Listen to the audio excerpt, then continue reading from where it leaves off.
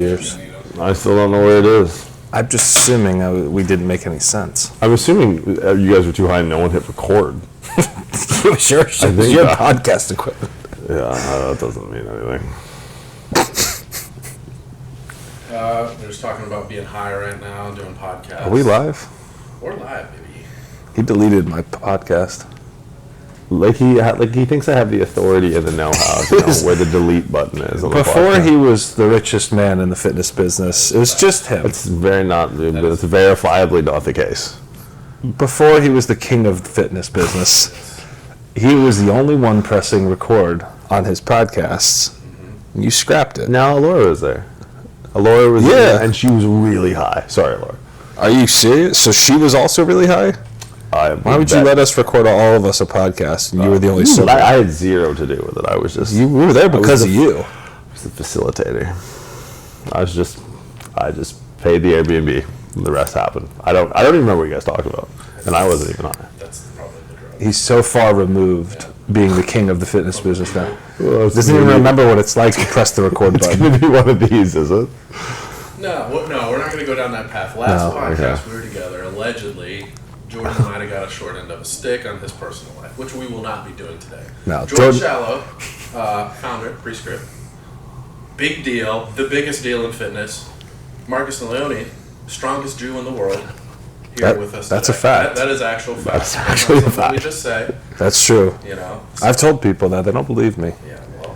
Well. Really? Yeah. It's a touchy subject. You're so... I think just by size...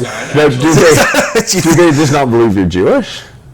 It just sounds incredible to say something like that out loud without having a way to verify it, but judging by the rankings... Yeah, openpowerlifting.org, verified. Yeah, tell the people about your lifts. I'm the strongest Jew in the world. Squat is... 400 kilos, bench, American units. 881. I deadlifted 881. I bench. It's who cares? Literally everybody that wants to be strong. And okay. Can we talk about Marcus just being casually strong and not even caring? So annoying. It's the most annoying thing. Decided to do a meet just last minute, and I guess I'm strong. That's you. Okay, you want to go down this road. Here's the thing. I was obsessed the whole time. That's how we all met, right? Mm-hmm. You know, Jordan and I, friends of the podcast, you don't know, Jordan and I, one of the earliest memories is us competing in that animal cage together. Mm-hmm. Also where genesis of this tripod of a friendship springs about, am I right? Yes.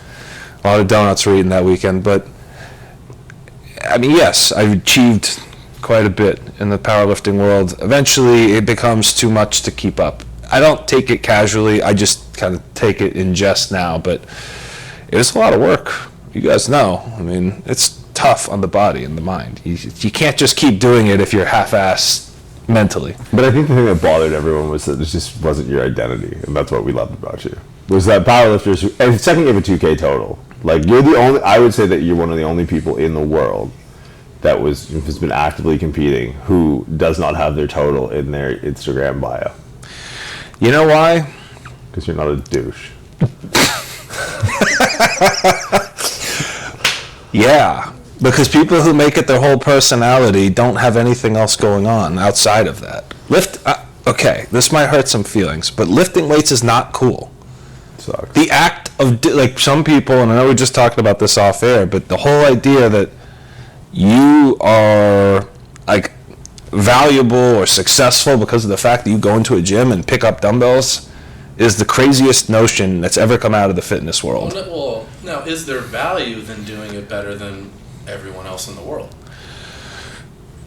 If you ascribe it value, but I'm just saying, like, to try and sell yourself as a success in the fitness world just based on the fact that you go into the gym, and I don't know what it is. I see it a lot on social media nowadays. It really bothers me. You see people who are attributing, I know what you're thinking. Don't smile at me like that. People who identify that way, I can't do it. So yeah, I mean, I can't make that my whole personality because just honestly, nobody gives a shit. I don't give a shit. Like we were saying, the most casually strong person on the planet. We're not friends because we all lift weights. I don't, you guys don't care about that. You're like the only two left at this point. And none of it has to do with lifting weights. I'm the only person sitting here without a 2,000-pound total. I don't have a 2,000-pound total. Okay, cool. Jordan's lying. What were your best lifts? You remember? 200 kilo. 441 bench, 749 squat, and 755 deadlift. Not bad. Not bad. That's not 2,000 pounds? Not 2,000 pounds, 1949 or something like that.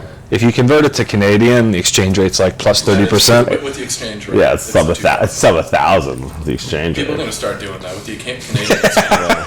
They don't have the GMOs we got down here. Right. They Trudeau just not authorized.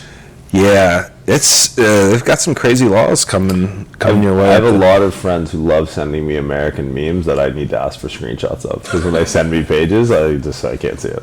Yeah, so it extends to memes beyond news. 'Cause I thought it was just news you guys couldn't get. They're sending me memes about news. Oh, everyone's got their shoes off. Gotta take Yeah, welcome, relax. This is your place. Yeah, they got the Versace socks on. I think they made a song about that once. Yeah, maybe so. They're called work socks. Work socks? They're work socks. You guys, this is the podcast outfit. Yeah. I think you're dressed well. Yeah, thank you. Well, thanks for having us. Yeah, of course. Thank you guys for coming. And Marcus flew from whatever exotic location he was at. Portugal, I don't know. It was Portugal. Yeah. Yeah. Jordan's just here casually training NFL athletes. They're not in the NFL yet. They will. Yeah, we got a couple months. All right. Well, the 2024 season might beg to differ. Yeah. No. Yeah. We'll go backwards. All right, what are you up to right now? If you can even say. Yeah. I mean, where do you want to start? Like, Let's the say, business side is. Yeah. Just like kind of what you got going on, like what you're in town for, type of thing. Yeah, so recently we've taken our education company and we've merged it with kind of like a passion project that I've been doing in fits and starts for the last decade. I've been a part of the NFL Combine preparation process. So I paired with Yo Murphy in Tampa Bay, Florida, who runs a facility that I used to be affiliated with in the medical side. And what we did was we took our curriculum of applied biomechanics and functional anatomy, and we gave these kids a practical hands-on experience at coaching people at the highest level. So I always compare it to seasonal retail. Like if you are a manager of a Foot Locker, it's like, oh fuck, like December and January I'm going to need way more people, but the second the holidays are over, it's like I don't need all these kids. That's kind of a plight in the pro sports world, especially in larger concentrations of trading blocks in the private sector like NFL Combine prep. So kids will finish their college season, depending on how well they do. Some are still playing into national championships. Some are done. If they're injured, they'll be done November, October. And then Combine's not until February, late February, early March. So it's an 8-week block where these kids coming out of college, transitioning into the league, they'll declare for the NFL draft, and they'll go to various facilities across the country who are sort of well suited in like the technical and tactical of football, whether it's like the training, whether it's the rehab, whether it's the skill work on the field.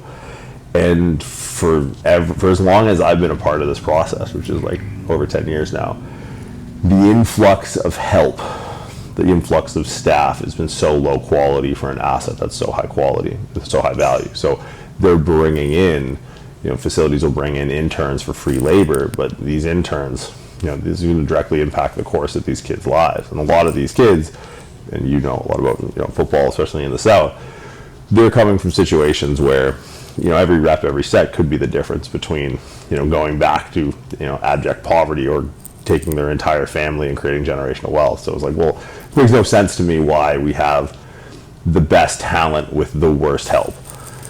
So through our curriculum, what we've done is we've given our students hopefully a strong base in applied anatomy and or functional anatomy and applied biomechanics, but coaching, teaching straight on the internet makes no sense to me, even as someone who does it for a living. It's like, well, we got to give them a proving ground, and I want it to be high stakes. Like most of the people who come through a program, and personal trainers or coaches or physical therapists or chiropractors, but like they're the guy or girl in their organization. So they walk into a gym, they're like the one that's well known, they're like the smartest person in the room type thing. When we bring them out here, there's levels, right? So like, it's something that I've actively been doing and a part of for unbroken for the last 5 years now, and then periodically for the 5 years before that, plus Yo Murphy, who's won a championship in every professional football league that exists on planet Earth. He's won European Pro, CFL, and he's also won a Super Bowl. And he's also been coaching for 17 years. So what we did now, and we just finished it, so if I'm half awake during this, I apologize, is we just took our first cohort of students who have gone through level 1, level 2, and we brought them in to actually help manage and train and rehabilitate the first week of athletes coming in for our combine program. So they'll stick with us for 8 weeks here in Tampa Bay, and then go to the combine, and then in April they'll get drafted. So that's what we've done. Is we've taken what we think to be theoretically on paper the smartest kids when it comes to applied biomechanics, functional anatomy, resistance training, even as much as like sprint mechanics or rehabilitation, and we put them in the room and offered them an opportunity to kind of like prove their chops. And it was great. The athletes they see the difference, they feel the difference, and then hopefully, as this continues on, we see the difference with the numbers on the 40 or the 225 bench, and they notice a difference in the numbers in their bank account. So that's like immediate, just off the top of my head, what I just did today. But yeah, there's some levels to it. Yeah, and can anyone sign up for it? Is it like they need to start out at a certain area, or do you invite? Is it invitation only, or? So we do level 1, level 2. So you have to go through the level track first. Yeah. Especially with like that being the proving ground, it's like we need to be able to speak in shorthand.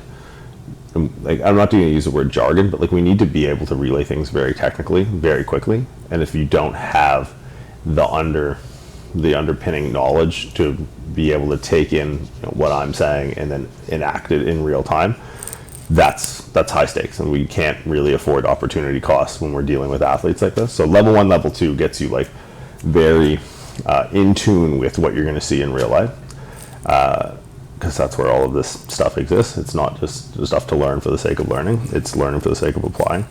So yeah, level 1, level 2 is sort of the spine of our curriculum. We have like ancillary courses outside of that, but those 2 courses really prepare people for, okay, if you understand these concepts well and you go through these courses and you pass, you have to actually pass to get to this level, then you've sort of proven, at least theoretically, that when it comes to resistance training, you're at a position where you can be in the room.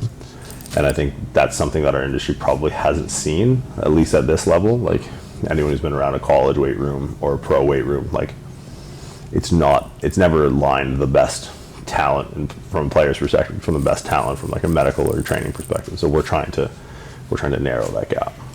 What do you think, like, kind of like the basis of the whole podcast, is kind of just the different path of kind of making it, right? Because there's probably, you have a degree, chiropractic degree, right? So there's probably another 5 million people that have it, and then the other 4.99 million people, they just end up with populations, 50s, 60s, 70s, bad backs, or people like me, bad back or whatever, and it's always like, I really want to work with athletes, I really want to do blah, blah, blah, I really want to do blah, blah, blah. So what's the difference? I know this is like a lot of years coming, but it's like, well, I know your story, but not everyone does. You decided like, well, this is what I'm going to do, and I only want to do this, right? So it took you a long time to get to where you're at. We're working with NFL athletes. This is like a normal thing for you. But so let's say level 3, this is like a holy shit. Like, I would never have access to this if it wasn't for this. So like the chiropractic graduate who wants to work with athletes, right? Would you say like your program kind of puts them on a fast track to it, 1, and then 2, you kind of blazed the trail, kind of made it easier for people because there was no trail for what you wanted to do, right? Coming from chiropractic. Yeah. At first I don't think, I know a lot of people that you're referring to, like by face and name, a lot of people who want to work with athletes. I think the one differentiating factor is like the respect I have for athleticism. Like, I didn't think for a second that I deserved to be in a room with an athlete. Like, the second I graduated, I'm actually very surprised that 9 years out, I'm in the position I'm in. But I think that's the number one thing that differentiates people who should work with athletes versus don't. It's like, do you actually respect what you're seeing, like the physicality of what you're seeing? Like, can you watch a game and watch someone, like, sure, it's really objective in some cases, like, oh, he like ran faster than the other guy. It's like, yeah, but like, do you understand the mechanics? Like, there's a purity to it that when you really enjoy the reduced essence of what you're watching, and you can kind of tell. It'd be no different than like I don't know, a sommelier with wine. To me, it's all fucking sour grapes, right? But to some people, like, you know, I went to school in the San Francisco Bay Area, like there's hints and hues and tones and all this. It's like most people who want to work with athletes, like, really not laid the foundation, even from like a passion perspective, to deserve to work with athletes, right?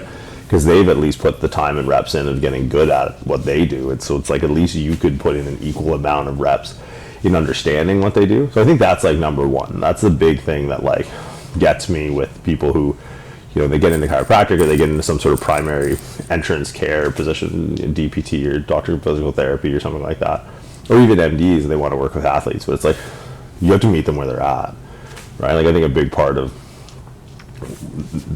where we've got to relatively quickly was like, you know, I had so much respect for what they did in all capacities in all sports that it's like I've worked for free and I still continue to work for free, probably more than anyone I've ever met.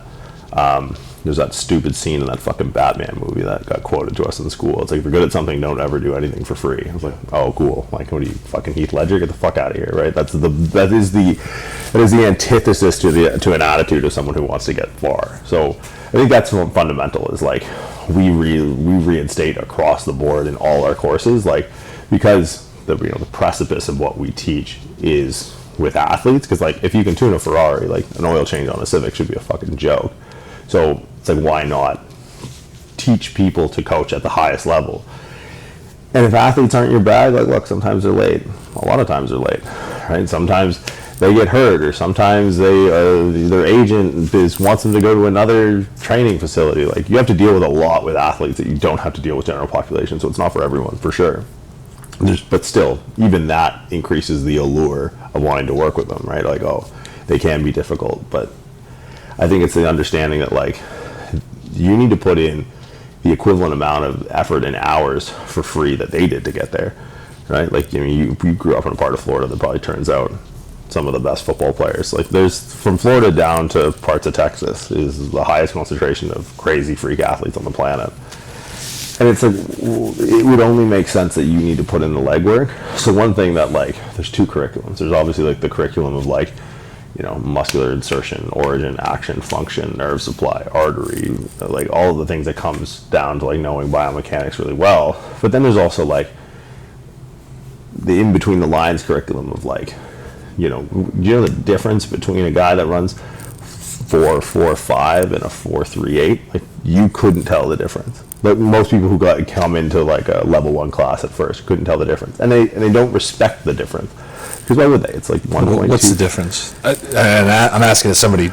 Oh, you'd have to. I mean, it's visual when you look at it. Like, I could watch it without a stopwatch and tell you by technical, like, how long did the guy stay in the acceleration phase? How smooth was this transition into max velocity? I could tell by those attributes how quickly a guy ran within like probably a couple hundredths of a second, right? But if those 1.2 seconds don't mean enough for you to be able to differentiate and notice the qualitative differences that result in the quantitative output, then don't do it. And that's the thing. It's like everyone wants to do it for like clout, and the athletes are obviously like really famous, but you're only good if you can make the best better. And a lot of times people are they get into it to stand next to the guy who does something really well. And look, there's utility in that. John Elway's strength coach always used to say that his only job was to make sure John didn't trip over the weights in the weight room, which, like, John Elway also played football like a long time ago. So it's like kind of like, this is new age shit. Like, we can make people better. We can get people recovered faster. We can program more efficiently. Like, we can actually make them more athletic. So it's instilling that respect from the get-go and not allowing for like the entitlement to sort of propagate. So that's something that like I'm pretty strict on, is like it's a privilege to be able to work with people at that level, and you need to earn that. You don't just because you go through this doesn't mean that you're going to get ability to walk in the room. I've done too much on the personal side, even like whether it's on the business side or just myself, to make that room a place where people can go, and I'm not just going to offer that up to anyone. Yeah, like down, back at like the boss days, right? So what was the balance? Because everyone's going to be like, pretty much what you just said. They don't want to work for free. When people ask me, they talk to me about business stuff, and there's a lot of my friends now. I tell the same thing. you have to be valuable to people that already have value, you know, and then increase theirs, you know, and then yours kind of floats up with it, and that's just how it works. But, you know, back in the boss days where it was just kind of car living sometimes, from, you know, from what I know, kind of that balance between working and then providing that value where it's just like, I'm just grateful to be here and have any opportunity, right? So what was it you were doing regular chiropractor guy stuff at that point, I would imagine. Yeah, I mean, yes and no, right? Like, being at Boss is already, like, pretty unique in, like, obviously not in the, I don't want to say the pro athlete space, but in something that resembles the realm of athleticism without shitting on powerlifters more than our friend Marcus. In that timeline, too, that was also Dan kind of peak time, you know, while you were there experiencing it, too. So he was top in the world, so it was the best of the best. Yeah. I mean, that's what it came down to. Like, can you make the best better? And then it really distilled down to, like, well, how can I solve more complex problems faster? And I think that's where, so alongside of me working at Boss, I was also working at Apple. And I think that was, like, a big catalyzing agent for me, because you work with powerlifters, especially if you're working for free, they're just stoked, right? They're stoked. It's not, you know, we don't have healthcare in powerlifting. So if I'm the free healthcare, then they're just excited and they put up stuff on social media. But it was really, I think it was really the experience at Apple that started to like crystallize my thought processes about things and really start to see things in a systematic way, which allows me to solve problems faster. Because at Apple, like, they weren't ever trying to be rude, but you're dealing with, like, double PhD, MIT, Carnegie Mellon, like, high functioning through the fucking roof. Like, these people can't look you in the eye, but they're so inquisitive. That's why they're so smart. That's why they work at Apple. So I had to dispense with a lot of, like, kind of the lore that I was taught at chiropractic college. Like, chiropractic college has this weird element of, like, I guess familiar with the God of the Gaps theory. So, yeah, God of the Gaps theory loosely translates to, like, if you're having an argument or a discussion with a religious person, anytime, like, logic starts to trump, or there's a hole in the, you know, the readings of scripture, and people would kind of throw their hands in the air, like, well, you know, God works in mysterious ways. Chiropractic had an element of that, where it's like, well, you know, like the adjustment, and we're like, you can't play those games at Apple when your clients are fucking the CEO or the CFO. Like, these people are not, if they're inquisitive or give a shit, they're not going to, like, understand that. They're not going to accept that. They're hyper logical by the nature of their job. So you're like, I had to really start to, like, oh, like, what exactly do I know? Like, the first 2-3 years of my career were just a brutal self audit, which was terrible, because I'm like, wow, I spent a shit ton of money. I'm homeless and in debt. I'm worse than broke, and I actually, the thing I paid for set me further behind the 8 ball. So it was, like, a lot of, like, unpacking. Okay, what are the lines inside my own brain that are things that I can say definitively? What are the things that, you know, I can say anecdotally with so little experience at the time? And then how do I start to communicate where I'm brushing up across those lines? And how do I even bring people to those lines? Like, understanding that a lot of times you're entering a room with someone with no practical understanding of the, you know, the underpinning anatomy or biomechanics or whatever. So how could I take someone from, God, when I was at Apple, our patient visits were 15 minutes with me, 15 minutes with an assistant. So 15 minutes to take someone from who's a complete novice in, like, my field, explain in ways they can understand an issue they're having, a prognosis, and then how we're going to fix it, while still towing that line of, like, setting realistic expectations. So that was where, and it was such a contrast. Like, it couldn't have been more of a contrast of a patient base. Like, I would go in and, oh, Jesus, I think we'd see, like, 250 patients a week, Monday to Saturday, 12-hour days. And then, you know, whatever time I had before or after, I would go into Boss and train and treat people. So you go from, like, my neck hurts from coding to, like, I think my hamstring is torn from deadlifting. And it's like, okay, these are two total ends of the spectrum, both from personality type and from, like, injury exposure. And so, yeah, that was kind of the start of it, where, you know, a lot of the professionalism and high stakes came from, so a lot of the professionalism came out of, you know, working out of Apple, but simultaneously there's no high stakes at Apple. Like, you can rub their shoulders, they're stoked, they feel great, they'll book in because it's highly incentivized for them. But the powerlifter who's like, I think I have a grade 2 tear in my hamstring, it's like, well, you don't have money and don't want to come back to see me because you've already paid me for this visit, so how can I take the money from the guy at Apple and then use that to keep myself alive enough to treat a guy who would actually mean something, right? Because although you're getting this great interpersonal experience at Apple, like learning how to learn quickly, the manual side of it and the cognitive side of it is like mind-numbingly boring, because you can do anything to a general population person and they'll feel better. So being able to like mix those experiences in real time, like I came out of my first couple of years in practice and was like a very, very different person, clinician, practitioner, trainer, coach, everything, just because I got these two polar ends of the spectrum in such like a high frequency and pitch that is what's sort of, you know, because you need to have both at this level. Like you can't just be a hole in the wall practitioner. Like you need to have conversations with agents. You know, you're dealing in increments of now hundreds of millions of dollars, and you're to be responsible. So like you kind of have, you know, having that buttoned up approach that you learn from the corporate world, but you know, when the agents are gone and you're just dealing with a kid that is going to bench 48 reps at 225, like he wants to know that like, hey, you're right there with him too. So it was an interesting coalescence of experience, and that I think really started to set the stage of like, okay, like it was really the environment that, you know, you said like whatever 4.99 million chiropractors are all probably not going to do it. It's like, well, they're probably not willing to put themselves in those situations either. Yeah, you know, talking about the difference in 40 times and stuff like that too. I remember I've been following the NFL for a lot of time. I think his name's Matt Jones. He's an Arkansas quarterback. I don't know how many years ago. Didn't last long in the NFL, but he was whatever 6'5", you know, 230 pounds. Goes to the combine, runs a 4.3 as a quarterback, white guy, rare.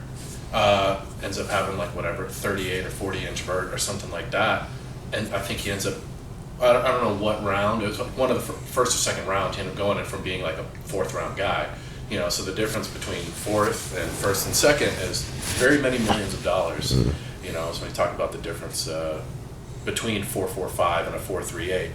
It is a lot of money in its draft positions and everything like that. But going back to kind of what you were saying, with college, you know, when you were like, oh, just spend a lot of money, setting you back, is that kind of the beginnings of the prescript, or what you thought of, where it's just like, wow, there is a better way for this, or there is a gap that needs to be filled, or what was, I guess, the original thought? We're like, I can make this better. Yeah, so my business partner and I used to meet and commiserate about our financial despair. That's how it started. It's funny because we got the idea from two of our professors who like clearly had a silver spoon. One of our professors used to talk about meeting up with this other guy who practiced in the area. It was like a common internship site for kids who went to our school. And they're like, oh yeah, I'll use his name, I don't give a fuck. Like this guy Ty Pence and Brant Pedersen. They're like, yeah, you know, we used to go out on our boat and we would talk about business. I'm like, you motherfuckers. Like I'm a quarter in the hole and you guys are talking about like the fucking Catalina wine mixer. I was like, all right, well, Jordan and I were the only ones who really stayed, and we were the only ones who cared about working out. He was CrossFit, I was in powerlifting. So we would meet up, and then, you know, we would just try and cook up harebrained schemes of like how we could make more money. And like we were always niche for like the barbell athlete in the area. He took CrossFit, and if anyone came to me that had CrossFit in their blood, I sent them over to him, and vice versa. So we're like, all right, well, how can, like, the way we would manage injuries would be a lot with exercise, or like load management or technique management. Like some people just got hurt in CrossFit because they sucked at lifting weights, and Jordan would just be like, okay, well, like, don't do this squat, and don't do that, do this. So we're like, well, how can we scale that? We both started with some intent of like growing an Instagram presence to monetize. So we collectively kind of got together and we're like, well, okay, what are your most common patient cases you see in a week? And it was like elbows and knees and shoulders. And I was like, all right, like, what do you do? So we kind of wrote it down. And then he asked me the same question. And I kind of wrote it down. And sure enough, like with, you know, we're oddly similar for growing up in different parts of the world. And we had like more or less an overlapping ethos on how to manage injuries. So the company started as like a training company geared towards writing exercise programming for people who were looking to rehab injuries, but we're further along and further progressed than your geriatric physical therapy, like banded, whatever, clam, external, whatever. So it was kind of like we carved out a bit of a niche, and then we actually started our podcast 6 months before we released our first product in a deliberate effort to build an audience to sell to. And so that's where the company started taking off. And then me not knowing anything about anything, I thought the best way to get an Instagram following at the time was to do like instructional, educational videos. Kelly Starrett, like Supple Leopard, early in the CrossFit game. He lived just, I don't know, maybe 45 minutes up the road in San Francisco.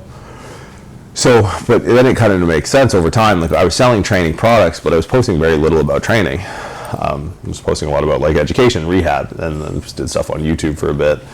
And over time, I mean, like I guess kind of the big break was powerlifting. Ironically enough, was I had met this gentleman by the name of Imad Nayef, who's from Melbourne, who used to host Boss of Bosses Meets. So Boss of Bosses Meets, anyone who ever is familiar with that chain of meets, you'd always see on top, it would say Dame Group presents Boss of Bosses, and you'd see like, you know, American Barbell Club as a sponsor and that.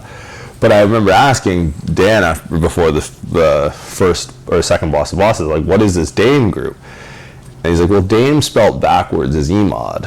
And Emad was this like powerlifting aficionado, you know, big proponent or big advocate for the sport in Australia, who would sponsor Boss of Bosses in the States. And he came over one year.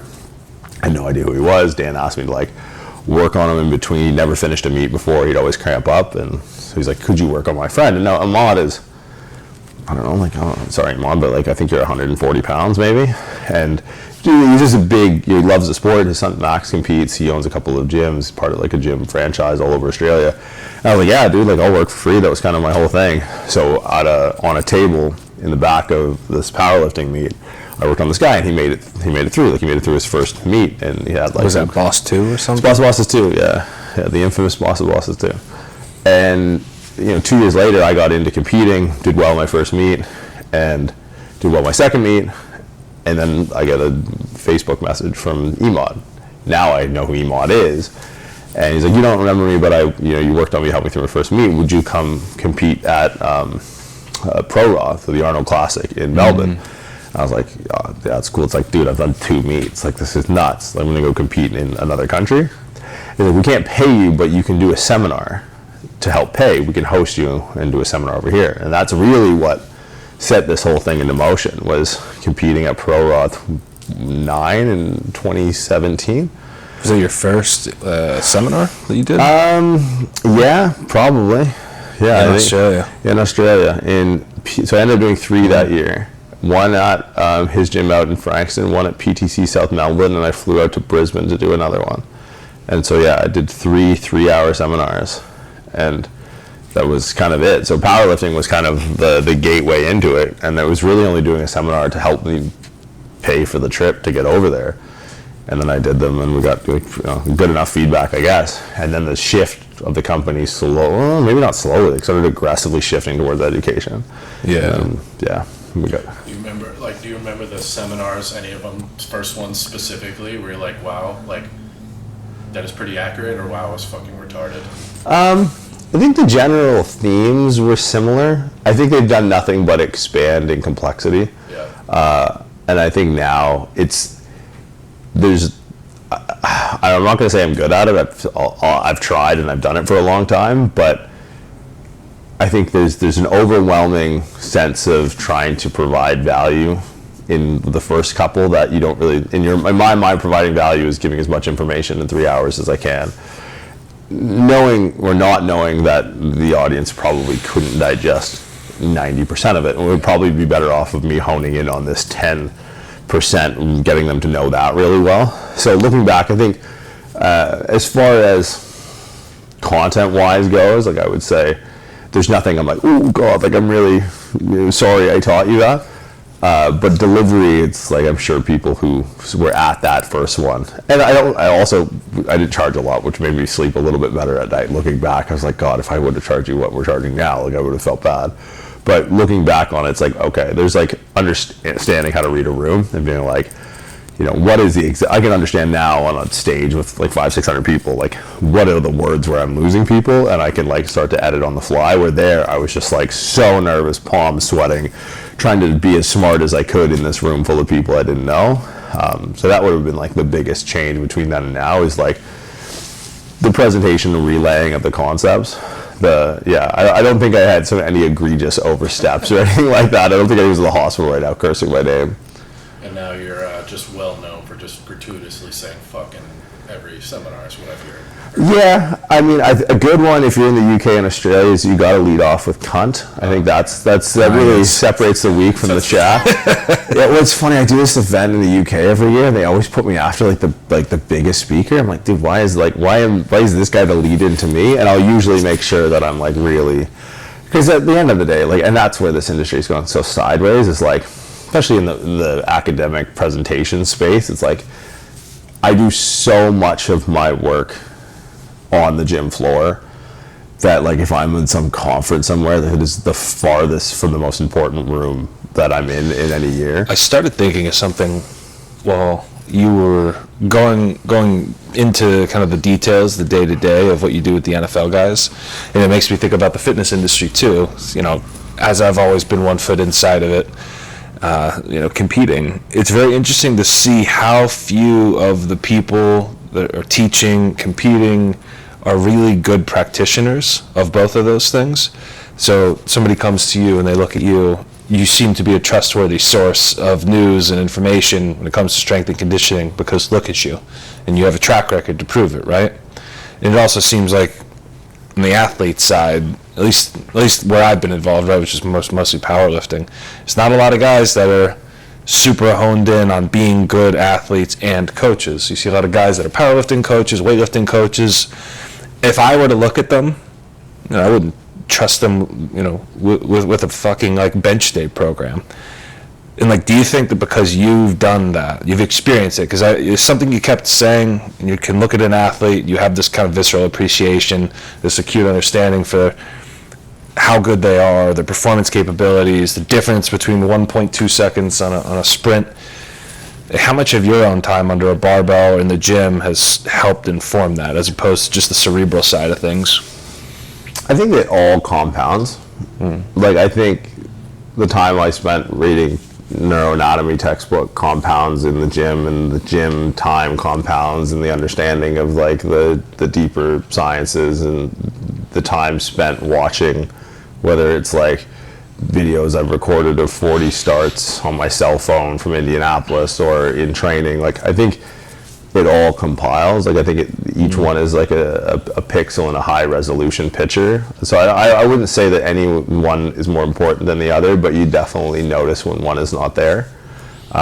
So I think looking at it from, on one side, I'll air quote, my contribution to the powerlifting world is I am not the strongest of any denomination I am a part of. So it'd be my athlete. Strongest man in Windsor? No, definitely not. Kelly Branton. He's one of the strongest guys in Canada. He's from there, so I can't buy it. Windsor? He's from Windsor. Good Shout God. out 519 now. Really? Fucking right. What else is there to do?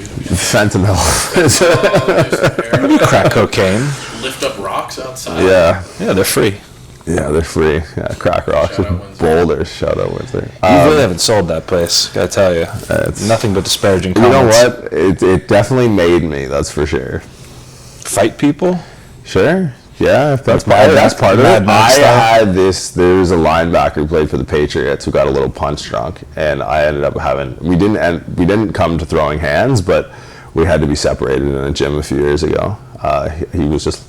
He just snapped on people, and he looked my direction. I was working. I was like an athlete I was working with on the other side of the gym, and I turned and he thought he said something to me, and he was talking to someone behind me. I was like, I'm in the service industry. As much as I'm whatever in education or in pro sports, like all of those things we're all in the people business at the end of the day. Oh, yeah. So like I see an athlete looking over at me and like, can I get you something? So I'm like, oh, like, sorry, like, what do you need? Like, get you water, get you a towel, get your fucking protein shake, put your car around. Like, that's the level that these guys deserve.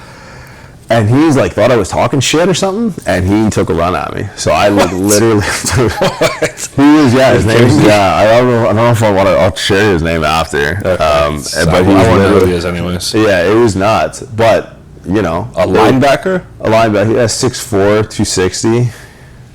And so like across the gym, and I was like, I have no idea. And I had a watch on all the time. I took the watch off, put it in my pocket, and took my shirt off, and I was just started advancing towards him. And then like everyone in the gym was like, is the medical director about to fight the linebacker?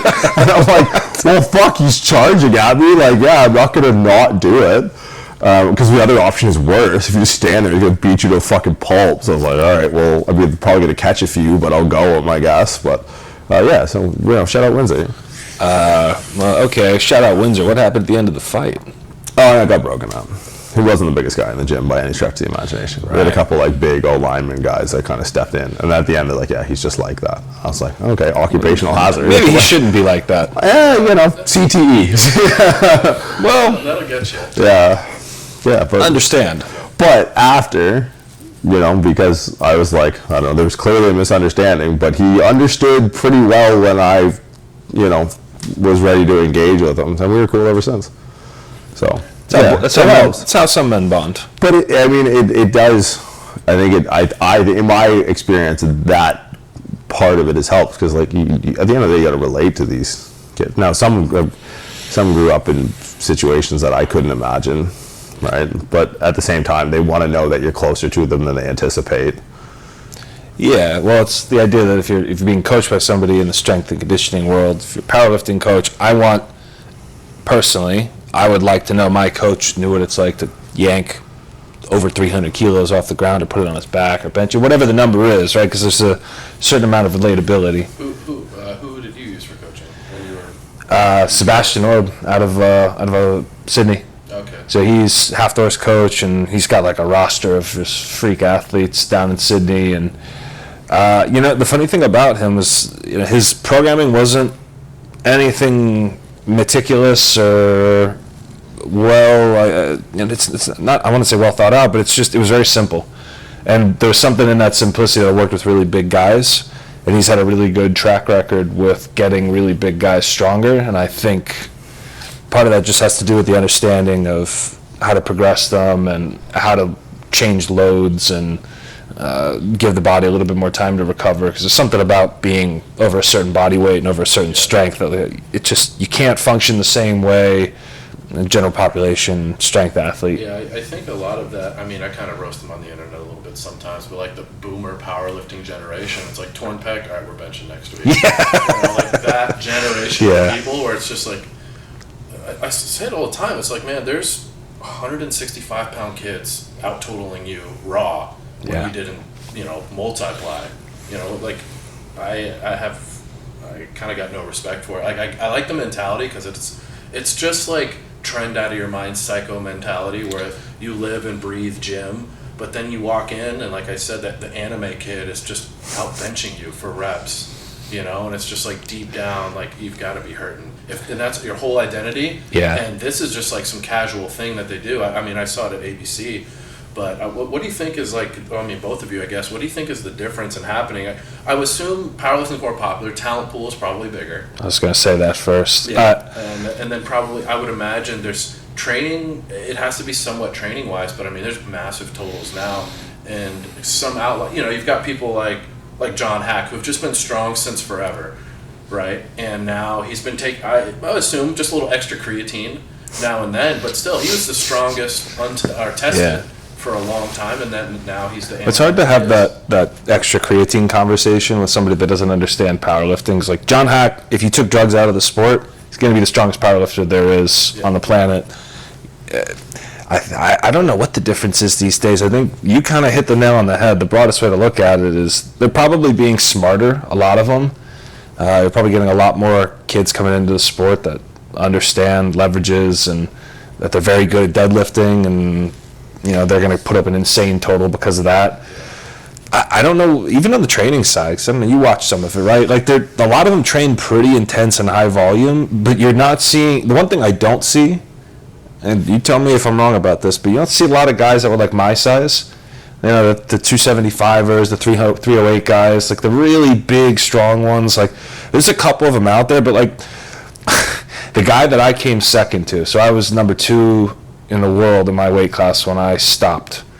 And the guy that I came second to, I didn't feel like I lost to anybody because of just I don't want to get into it, but him and I were not living the same life. I'm going to be happy to live until I'm old, and there's no way that guy is.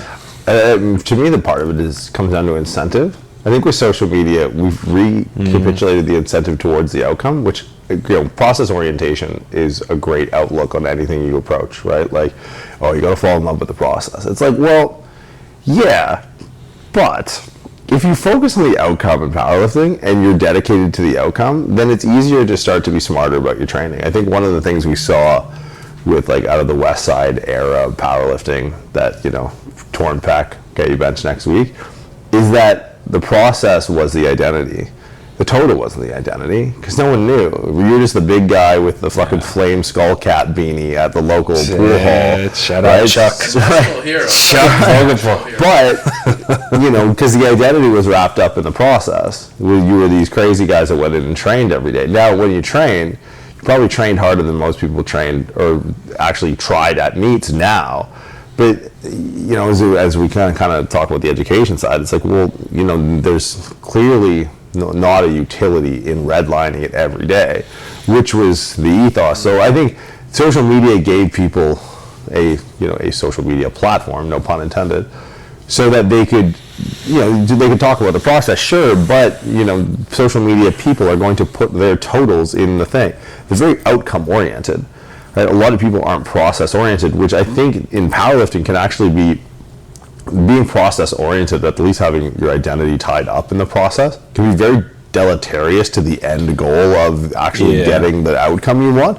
So I think that's where you're seeing it, is like people are like, oh, I just want to get this. I want to get a 700-pound pull. I want to get a 400-pound bench. Or I want to get an 800-pound squat or 1,000 squat or whatever. It's like, okay, how do I do that? It's like, well, you got to train 3 days a week. It's like, okay, like for me in my training, like I'm very process oriented. I love going to the gym every fucking day. Now, is it a part of my identity? I'll get some crack at honestly, I don't go to grocery stores anymore, but I'll get some crack in public, like, oh, what do you bench, like 600 pounds? And I go, yes, lady at Publix, I bench 600 pounds. I've killed myself with 440. I bench 600 pounds.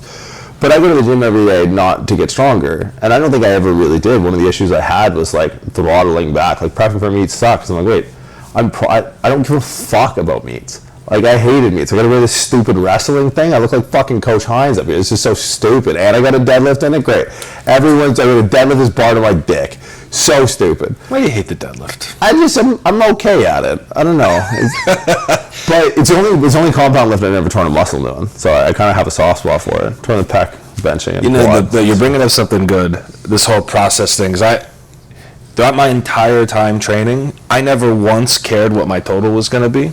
I looked forward to a 2,000-pound total, but all of that stuff just happened as an eventuality of going to the gym, working very hard every time, being very smart about it, and not thinking, oh, well, I've got to rush myself to this end goal, which is actually a pretty good business principle. There's obviously some urgency and action that you have to have as an entrepreneur and running your own business, and it's kind of the theme of this whole conversation, but it applies. I think there's so many parallels between training and also running a business, starting a business, kind of the mindset you have to apply to both. Because if you go in like a maniac to the gym, you don't understand the principles that are going to take you from day one to that meet where you get the total you want or whatever the outcome is. And same thing in business. There is some idea that being methodical is a very valuable asset to have, and focusing on the day-to-day, right? So if the day-to-day is email marketing or calling your clients or customers or lead acquisition, or whatever the case may be, it's the same as when you go into the gym. There's a beautiful parallel there. But I think I'm going to push back, because I think there's a timeliness aspect to both that needs to be understood. No, I said I led with that. I'm saying that is extremely important. Having that in mind the entire time and being patient, methodical, doing those things every day. So is a huge when I was indicator. a kid, and my friend and I, my buddy Luke, my original training partner, I started training. We trained like absolute jackasses. But fuck, dude, when I was 18, 19, I was for a gym bro doing barbell rows and squatting, not ever anything in the competitive space, just someone who wanted to get big. And I'll make the comparison to myself and the way that I've operated my business for the last 8 years and how that has changed, and almost alongside my training. But I think people nerf themselves or rob themselves from the ability to know what work is and then all of a sudden their RPE scale for the entirety of their business life or their training life is always skewed, right? Because like when I went in and trained as a kid, everything was like a drop. 315, 405 barbell row that was kind of like a jump, shrug, deadlift combination. All right, strip the plate, strap, and I would just run marathons with a barbell row. Like, this is fucking nuts. I do that now, I'd be in the hospital for like a week. Yeah. But I can consistently barbell row X because I think I have this foundation of work and tolerance within this position that I've established over years of just running my head to the wall. It's the same thing on the business side. Like when we started the business, and there are still waves of it now where it's like, you have time, money, and energy, but very rarely do you have all three. It's like, well, I didn't have money. I didn't have energy, but I had caffeine and other drugs. So it's like, okay, I have energy and time. That's what I had a lot of. So it's like, well, fuck, I'm going to use those resources to, the 11th hour every single day. Now, as things started to evolve, and similar to training, it's like, and I think that's something that when I hear like the business world start to throw itself up into social media and get clipped up in these little fucking, shared motivational things. There's so many people that when I watch them repost, like, you're never going to run into enough walls to know what it's going to take to throttle back. They're like, every lesson that's worth learning is a hard lesson to learn, right? And if you don't put yourself in that situation, people are like, I'm only taking on this, it's my first year of training, I'm only going to take on like 100 hours of clients a month or whatever. Or 80. But nobody goes into business thinking that they're going to take it slow. Like, same with me. When I first started, you attack everything as many hours in the day as you have to. Because but you do. But the ethos around sustainable business development doesn't factor in. My second comment, the one you said you're pushing back on, you only get to that point of thinking that, of like, okay, here's what worked, here's what I have to do every day to make that work, make this functional and viable.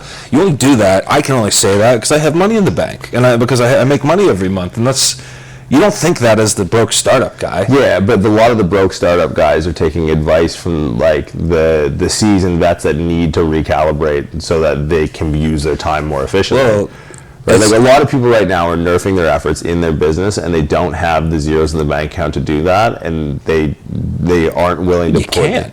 It's impossible. You can't sit there. You talk from a position of success, or at least some advancement towards success, to the point where you can step back for 30 seconds. Like, I could step back for 30 seconds at this point and say, okay, there's a time and a place to do X, Y, and Z. Here's my philosophy behind this, and I'm not going to try to be a business guru. It's not what I'm here to do. But yeah, at the beginning, it's an all-out effort. Oh, no, and we're saying the same thing. But what I'm saying is the general market for the tone around these conversations is very much not that. And I hate the demonization of hard work.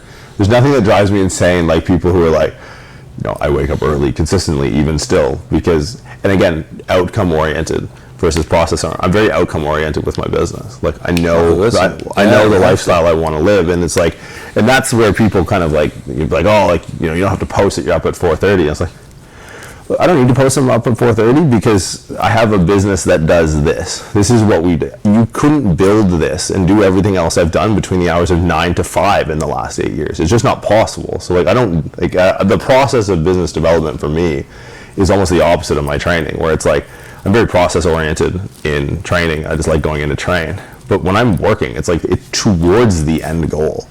Right, and I think that's where people get lost in, and they maybe invert it. They go very process oriented in the business. And don't get me wrong, like processes and systems are useful, but like people who talk about working hard or like on the grind up early, it's like, look, we get to infer that from the outcome that is your business. Like if someone has like a really successful business that's paying people's bills, that's providing a valuable service, that's scaled, and is known and has a reputation, that's what grind and hustle is. Right? That outcome is a byproduct of grind and hustle. Well, if you want to talk about social media influencers and the way that they talk about business, that is a gigantic can of worms. You know what, you mentioned it a little bit earlier. It's like people who are maybe just graduating or don't really have a lot going on, they look to the people that are like so far up and above. Yeah. And there's so many different phases to even get there, right? To get to just, okay, well, can your business generate enough to pay your bills? Instead, they're looking like, yeah, we're going to buy our second private jet type of people. Yeah, you don't get to. You're right. There is like a ton in between, and it's just like I mean, I'm a little bit guilty of it, where it's like I look at these guys, and I'm like, oh, this is like I pick like what I think is of value to me, right?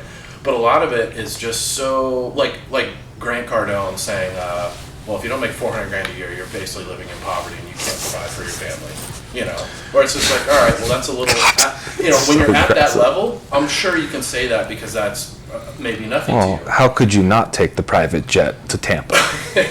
Yeah, exactly. But there's so many levels of the in-between where it's, you know, it's like, why are you listening to anything this guy has to But most say? people would be happy anywhere at the in-between. Anywhere between the broke startup guy and the private jet guy, probably up to 20% of the private jet guys. So you take even your mid-level 7-figure business, that covers the needs of probably 99.99999% of humans. Yeah, I mean, you know. In the last podcast I did, I talked about the real estate, right? And for me and how it changed my life, where it's like, I'm not private jet guy, but I am doing well enough guy that I can give you this information because this is literally what I did, and this is how I got out of my shitty life situation, basically. Mm-hmm.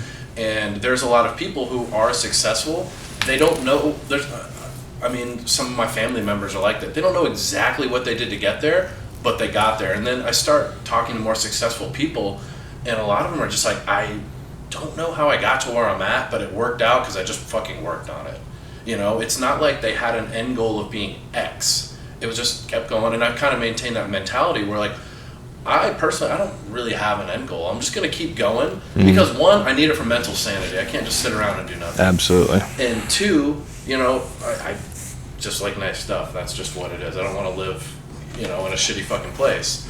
But yeah, there's so many different levels, and I think a lot of the business advice, they're given these like 15-second clips of like this mental states to be in type of thing, where it's like, all right, well, why don't you just tell us step by step how you fucking did it then? If you're that good at it, and it's not, and you're not gatekeeping where you're at, because a lot of them would be like, oh, there's room for everybody type of thing, and I feel the same way. You know, if we were all in the same space, you know, it'd be like, okay, yeah, we're all just going to bring each other up, and that's how we are, because, you know, that's who we are as people.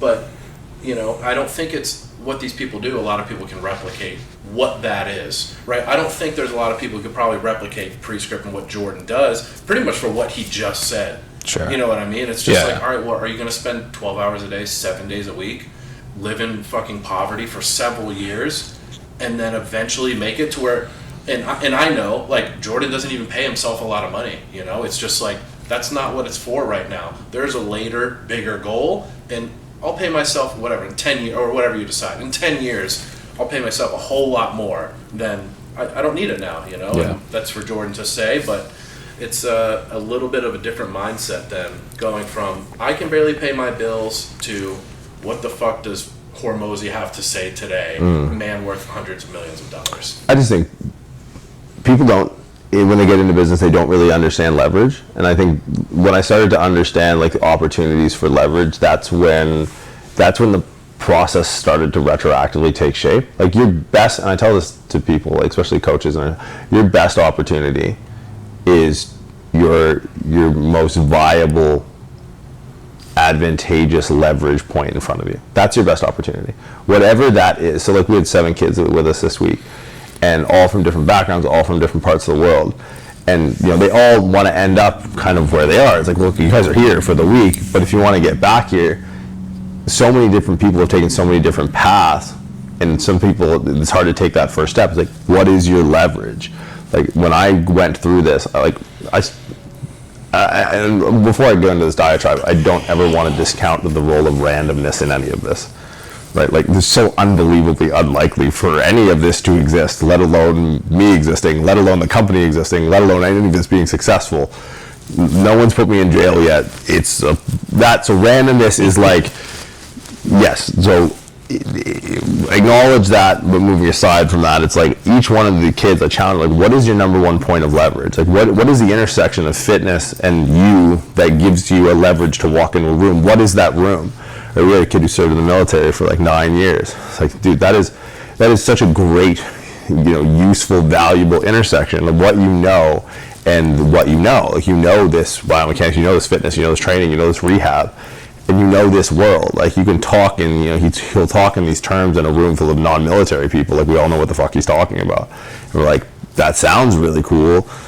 But why don't you go to a room where everyone knows those terms and talk about these terms, right? That's your best point of leverage. And look, I guarantee you, if wherever your recruiting office was, whatever base in Italy you were in, or Hawaii or Korea, whatever contacts you pull on, like, that's your best point of leverage. Now, you might think that's military, but it's actually, you're going to be the only fitness guy in that room, rather than looking at yourself as just another, a soldier in that room, or another member of the Air Force or Marines or whatever. And I guarantee you, if you do that and you want to be back here, that is where you need to end up is on the other side of the nearest leverage that you can pull, or the nearest lever that you can pull. Because everyone's like, oh, I need to get an internship at Iowa, I need to get an internship at Ohio State. It's like, no, you don't.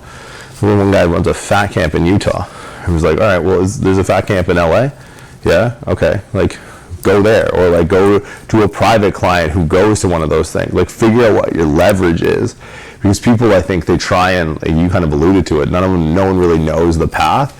If you went back and reverse engineered what that path was, what people inherently did was took the next opportunity that had the greatest amount of leverage.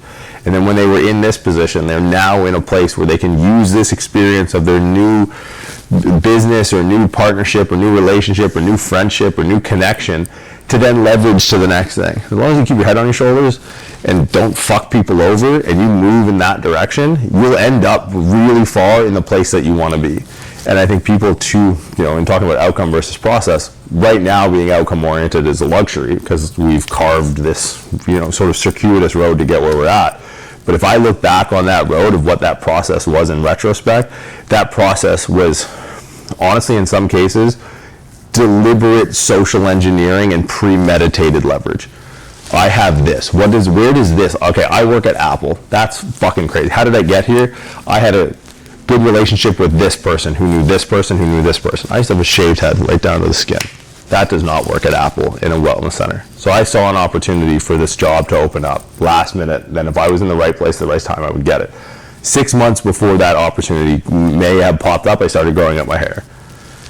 Started wearing glasses around the person who would make the decision. Started being a little bit more approachable. And then when the time came, it's like, oh, geez, hey, this watch that's opened up, we're shorthanded. I know you just graduated. Do you want to commit? Cool. LinkedIn profile. Got it. I work at Apple now. It's way easier to work at Stanford when you worked at Apple. Next thing, Stanford. Okay, cool. So I'm a strength coach at Stanford. Great. Boom. Leverage. Next thing. Leverage. Next thing. And I just think a lot of people don't understand the perception of where they are in their industry, and they start to, they write in their little diaries or their mood boards and shit, and they try and go like, oh, I'm going to get here. It's like, look, the only line you draw in your head is from where you are now and into the room where you have the greatest amount of leverage that's going to move you forward. That's it. And then if you do that with good intentions and provide value, then when you look back, you'll be able to retroactively put together where you ended up. People discount proximity. So you're talking about taking advantage of leverage points that are close to you, right? People look for these grand, big opportunities. You're looking at the Hormozis of the guys in the jet and the billionaires and all that stuff, which is great when you're looking on the internet, but when it comes to like actual opportunity, there seems to be so much so close, and yet people discount that because they want the big thing as opposed to the, let's say, small thing first, not knowing what that small thing can turn into. Sure. Yeah, I think that's part of it. And I also think people think the world is bigger than it is. I've been around it a bunch of times. We all have. Oh, it's not that big, right? Like, It's amazing to me when I hear people bitch about long flights. It's like we'll do movie marathons that last longer than it takes me to get around the world. Yeah. Right. Like you watch a fucking. I can't like that. We're not going to talk about the TV and how much I despise TVs. Maybe we will. Go on your Netflix right now and look at your last 4 or 5 seasons of whatever show you've watched and tally up whether it's, and I'm not talking to you guys specifically, obviously, but like tally up your Game of Thrones, tally up your Curb Your Enthusiasm, tally up your whatever the fuck you want, tally up all the hours. And I can... Don't bring Larry into this. I can guarantee you... Okay, I'm sorry. Thank you. Tally up as many hours of Friends as you watched and then consider jumping off the highest building you have. tally all of those up, and then I'll tally up all the hours I spent in the air. And I can guarantee you people have spent more time watching TV than I spent traveling. Yeah, but I mean, 99% of people don't need to get on a flight to do anything. Their lives are very simple. Well, I think the conversation we're having is about not having a simple life. Your conversation makes a lot of sense when you apply it to this idea that people need all this relaxation time, and they are actually afraid of hard work. They're afraid of applying themselves and taking risks, and there's this general fear of the unknown. There's a lot of people that do want to start something, or they want to have an extra source of income, or get their business to the next level. It's very easy to start a business. You can just go online and open an LLC today, right? The process of taking it from one client, gaining a reputation, continuing to scale it, there is not a lot of that is involved. You don't have a lot of time for that. There's a lot of mental energy, because I find myself doing this every day. I wake up 5, 6 in the morning, I'll start thinking about all of this shit and writing notes and plans and, knowing I have to execute all that stuff throughout the week. And it does take up an enormous amount of mental energy to actually think about it and execute on it and do it well in a way that's scalable. Yeah, I think people say those things because they don't actually know, right? They think, like, the most common one is actually, like, he's broker, realtor, Marcus Leoni.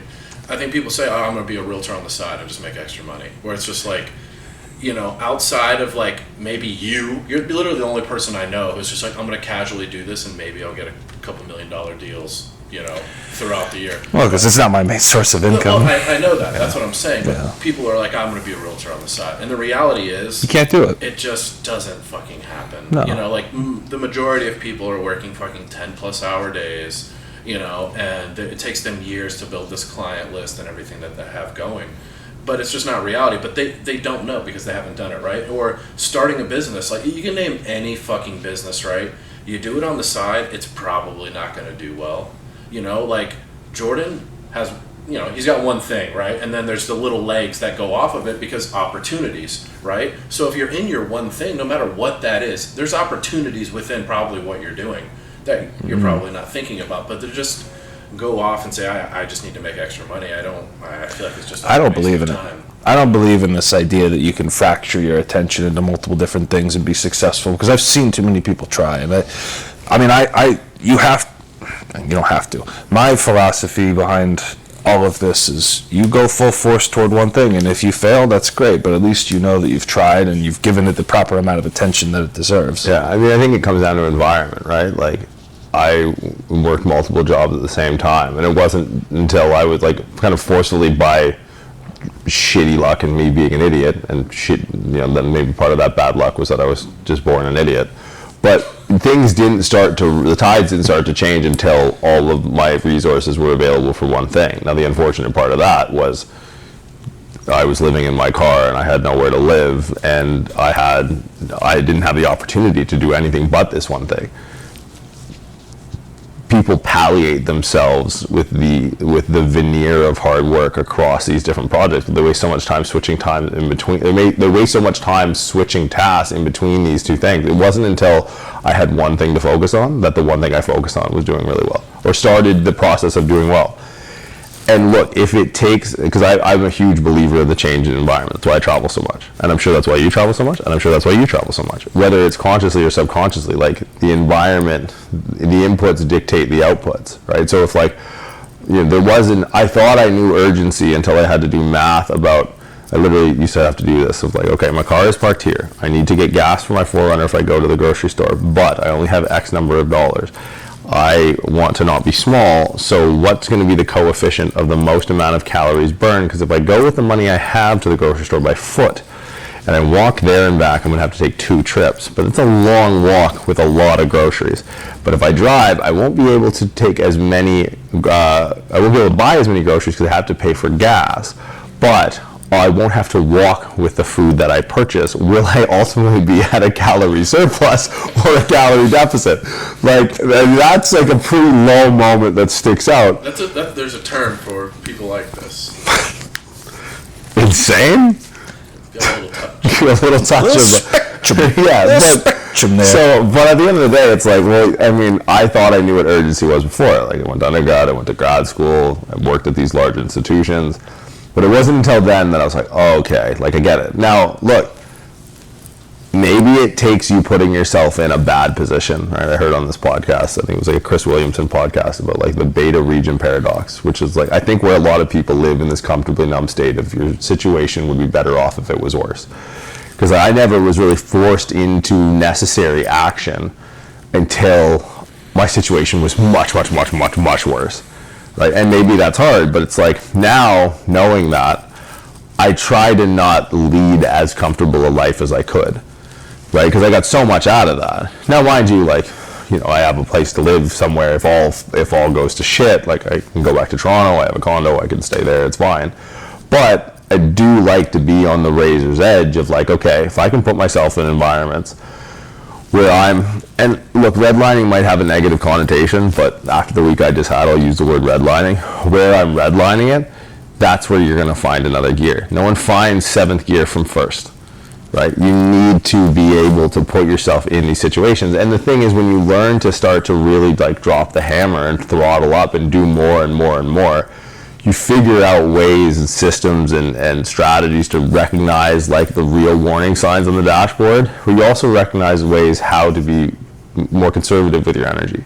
Right, more conservative. You become with your efficient time. doing those things. You become more efficient, yeah. And I think that's where a lot of these analogies drop off. Is like, you know, we're wired to adapt, so that when I feel like I'm redlining, my first instinct is to do more because it's going to force me to adapt.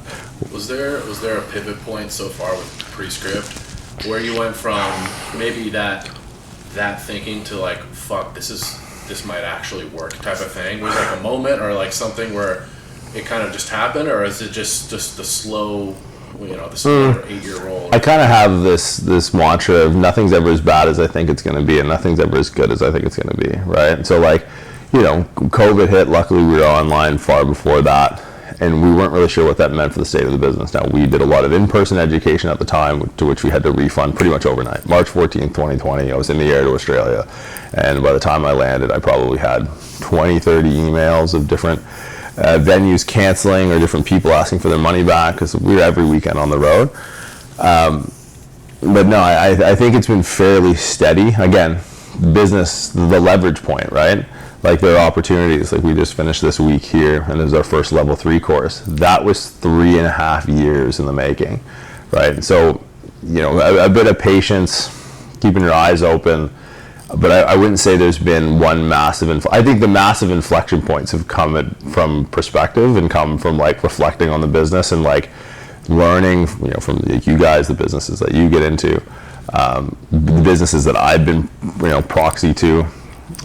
You know, I've seen organizations much larger than what I've been a part of, as you the same have failed and trying to dissect like, oh, okay. So I would say the big inflection points haven't come from events or opportunities, but it's kind of just come from like paying attention. And sometimes I think our biggest opportunities have been avoiding massive pitfalls, right? Like kind of playing into what you were just talking about. It's like one of our biggest opportunities, I think, is understanding the downfalls of other businesses and avoiding them, because there's a siren. Keep your eyes open. Yeah, there's a siren song to when everything's going right. You have this Midas touch, and everything you do just seems to like disproportionately outperform competitors in your space, and you start to get like a bit of, you know, pride or hubris or something that you can do everything. It's like, you know, watching companies do that, being a part of organizations that have tried to do that, where, you know, we've definitely had this reduced essence, this sort of like Tyson in the bath towel mentality of like, look, we just want to focus on the things that we're good at, and those happen to be the things that make us the most amount of money.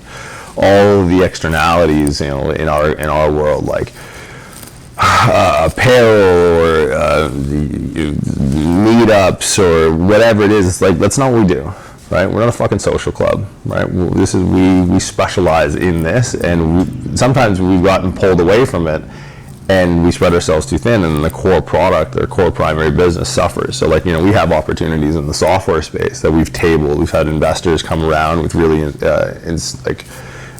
enticing deals that we've shunned aside. And so I think the biggest inflection point to the business was doing less, or at least not doing less, but, you know, Being more focused. Being more focused, heeding the warning signs, paying attention. Like, you know, for for me, like I said, like when I'm redlining, I want to do more. Right, I want my calendar to be full because there's going to be a day like where no one calls, and I've said that more than a few times. But I think knowing when, and I don't say knowing when to throttle back, but knowing when to say no when you got to a place by saying yes for so long, that's been the biggest thing, the uptick for us. Have you had something similar lifting wise, like what we were talking about, just that pivot point where like, oh fuck, like I'm pretty good at this, you know?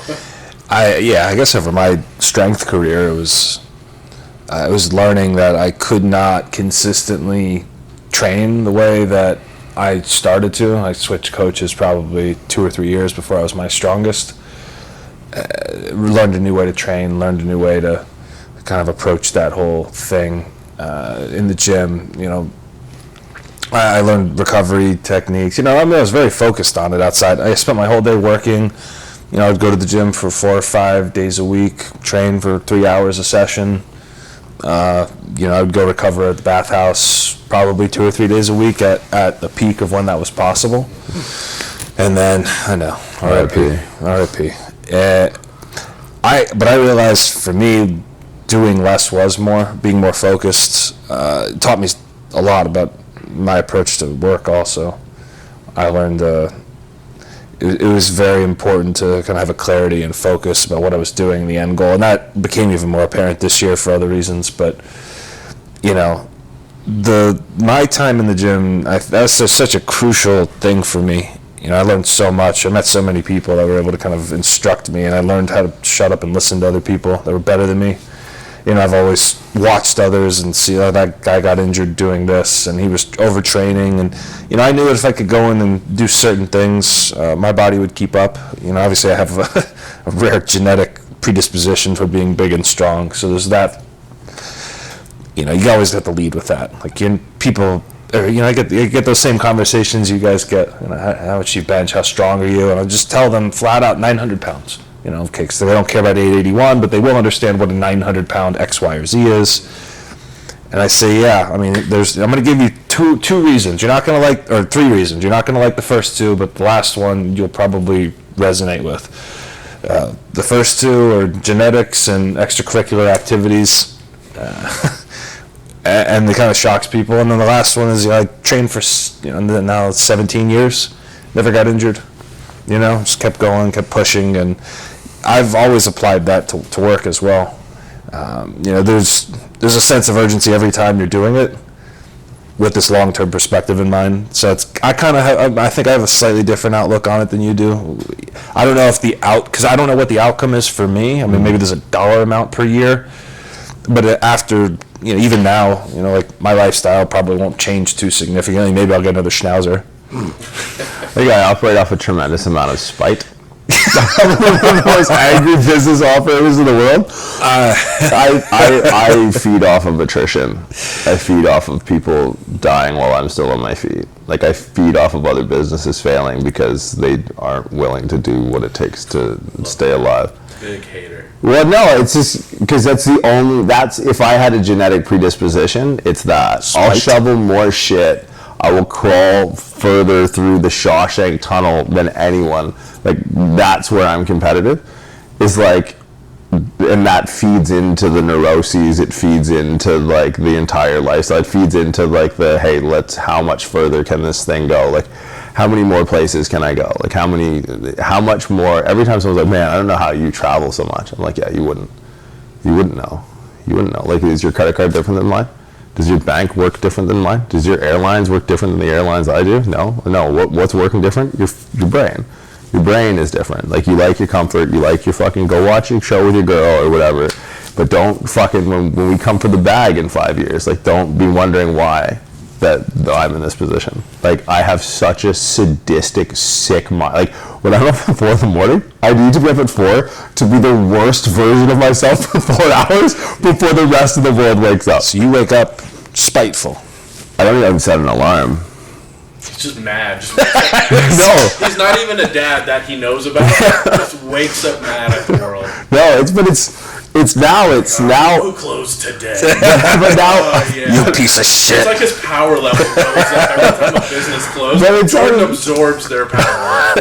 but it's You're like the Godzilla of the power, or the power of the strength and conditioning. It's and just education world. like, no, at the end of the day, like what gets me up is that I really enjoy it and I have an opportunity that I never Hold thought on, I'd have. don't backtrack No, over that. That no. monologue was No, epic. these two things can coexist. Super villain of strength and What are you, a bipolar hater? Yeah, probably. You wake up Why not? angry and then, man, I'm so Why grateful not for this throw anger. the bipolarity with the rest of the shit I got going on? No, but like, I just don't think people have invested in it because I hate this idea of, like I'm not good at business per se. And now I've experienced, I've gone through a lot. I've dealt with a lot of lawyers and accountants and tax strategists and buyouts and all of this shit. Like I've had bad business deals and I've had bad business partners. I've had good business partners, and I've started businesses, and I've assimilated businesses, and I've done a lot for someone who has zero business formal training. But at the end of the day, it's like, well, I hate the idea of being beat by someone that has a strong business acumen without the passion for the technical underpinning of the business I'm in. Right? So I've been approached for startups and bullshit and advising and equity points and all this stuff. But if I don't care about like the core product, if that's not aligned with like the thing I'm passionate about, I can't be a part of it. I mean, my brain just will not allow me to do it. Right? So for me, it's like I think that there's a sanctity to what we do, the opportunity we have, whether it's working with athletes or whether it's just training people in general. Like I think there's sanctity to that. There's a purity to that. It should be left untouched. So when I see business vultures coming into the space that might have better strategies and might have a more formal understanding of how the world of business works, but doesn't understand that core piece, that's where like the vindictive side comes through. And I just like the only way I can prove to myself that that is the thing that I care about the most is through how I act. It'd be no different than in your relationship, right? If you're like, oh, okay, I love you, and then you just like fucked off for months on end and never called the person, it's like, yeah, but I said like I love you before I left 2 months ago. It's like, well, no, it's like a daily process, right? So for me, it's like when I get up and I'm like doing some reading or I'm doing some writing or even something as simple as like managing logistics of a trip around that core thing, I'm competing for the sanctity of the thing that I really enjoy doing, like the core essence of our product, because I think I don't see anyone else who dedicated as much of their own time and money into that, and they've dedicated into like, well, I hired this like 7-figure masterclass business mentor guy. It's like, you don't have an undergrad degree. Right? Like, you don't know everything. Like, you can go on Wikipedia and know everything about the body. Like, you haven't even done that yet. You can watch a bunch of videos and learn some shit. So you're just skipping the queue.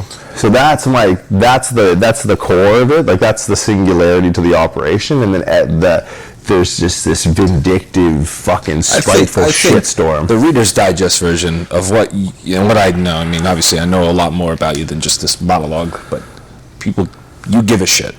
You care that you give a shit. You don't like that other people don't give a shit. That's catalyst. I don't like that other people don't give a shit.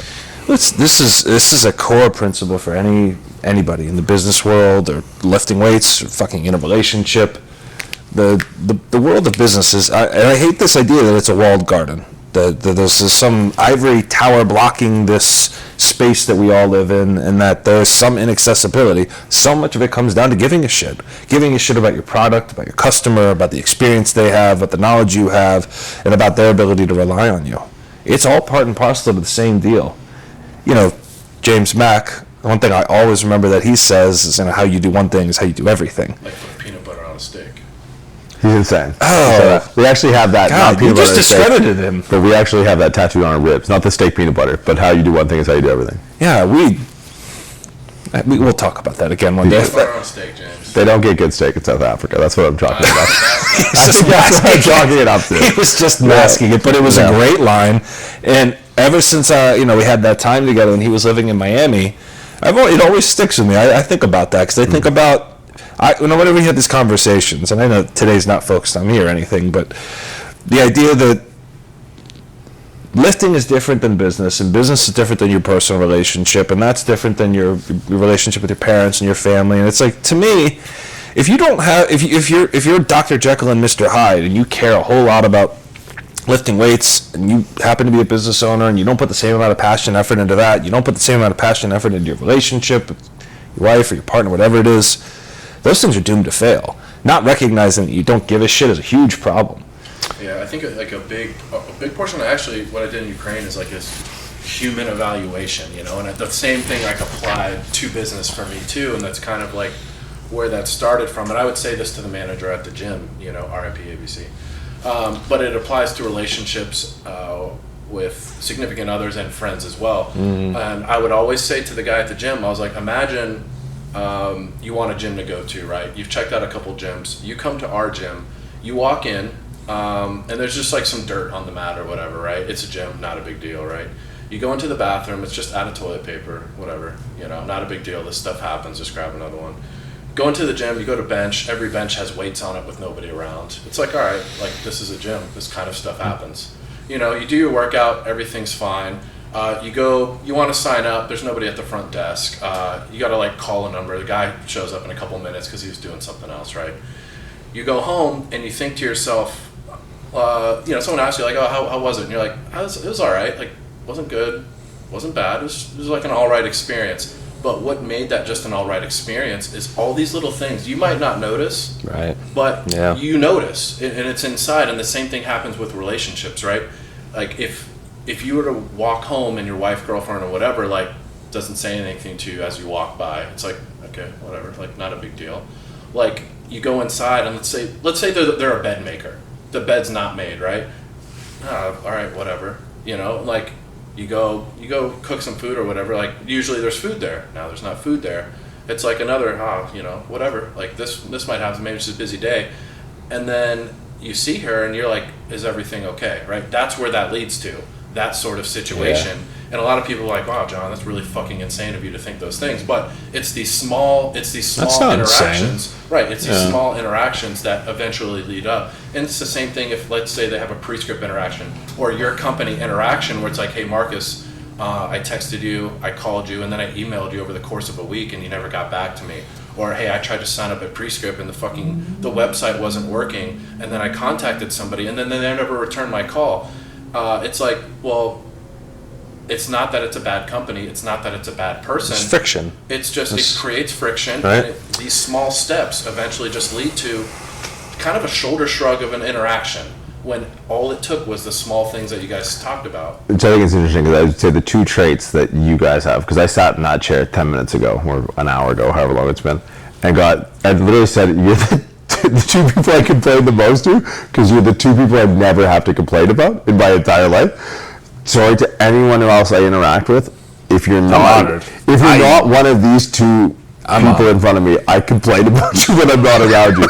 But to your point, and I noticed this with you, I would say you're two of the most. Now, I don't mean like Nora Jones sensitivity. I mean it the way like a radar is sensitive, like in the way you just described. Because what you just described was sensitivity, right? Because if you're in an active war zone, you need to figure out the anomalies really quickly, right? So like I would say you two are the most sensitive people to that. Like whether it's body language that I'm unaware of, like, and I try to be as self-aware as possible.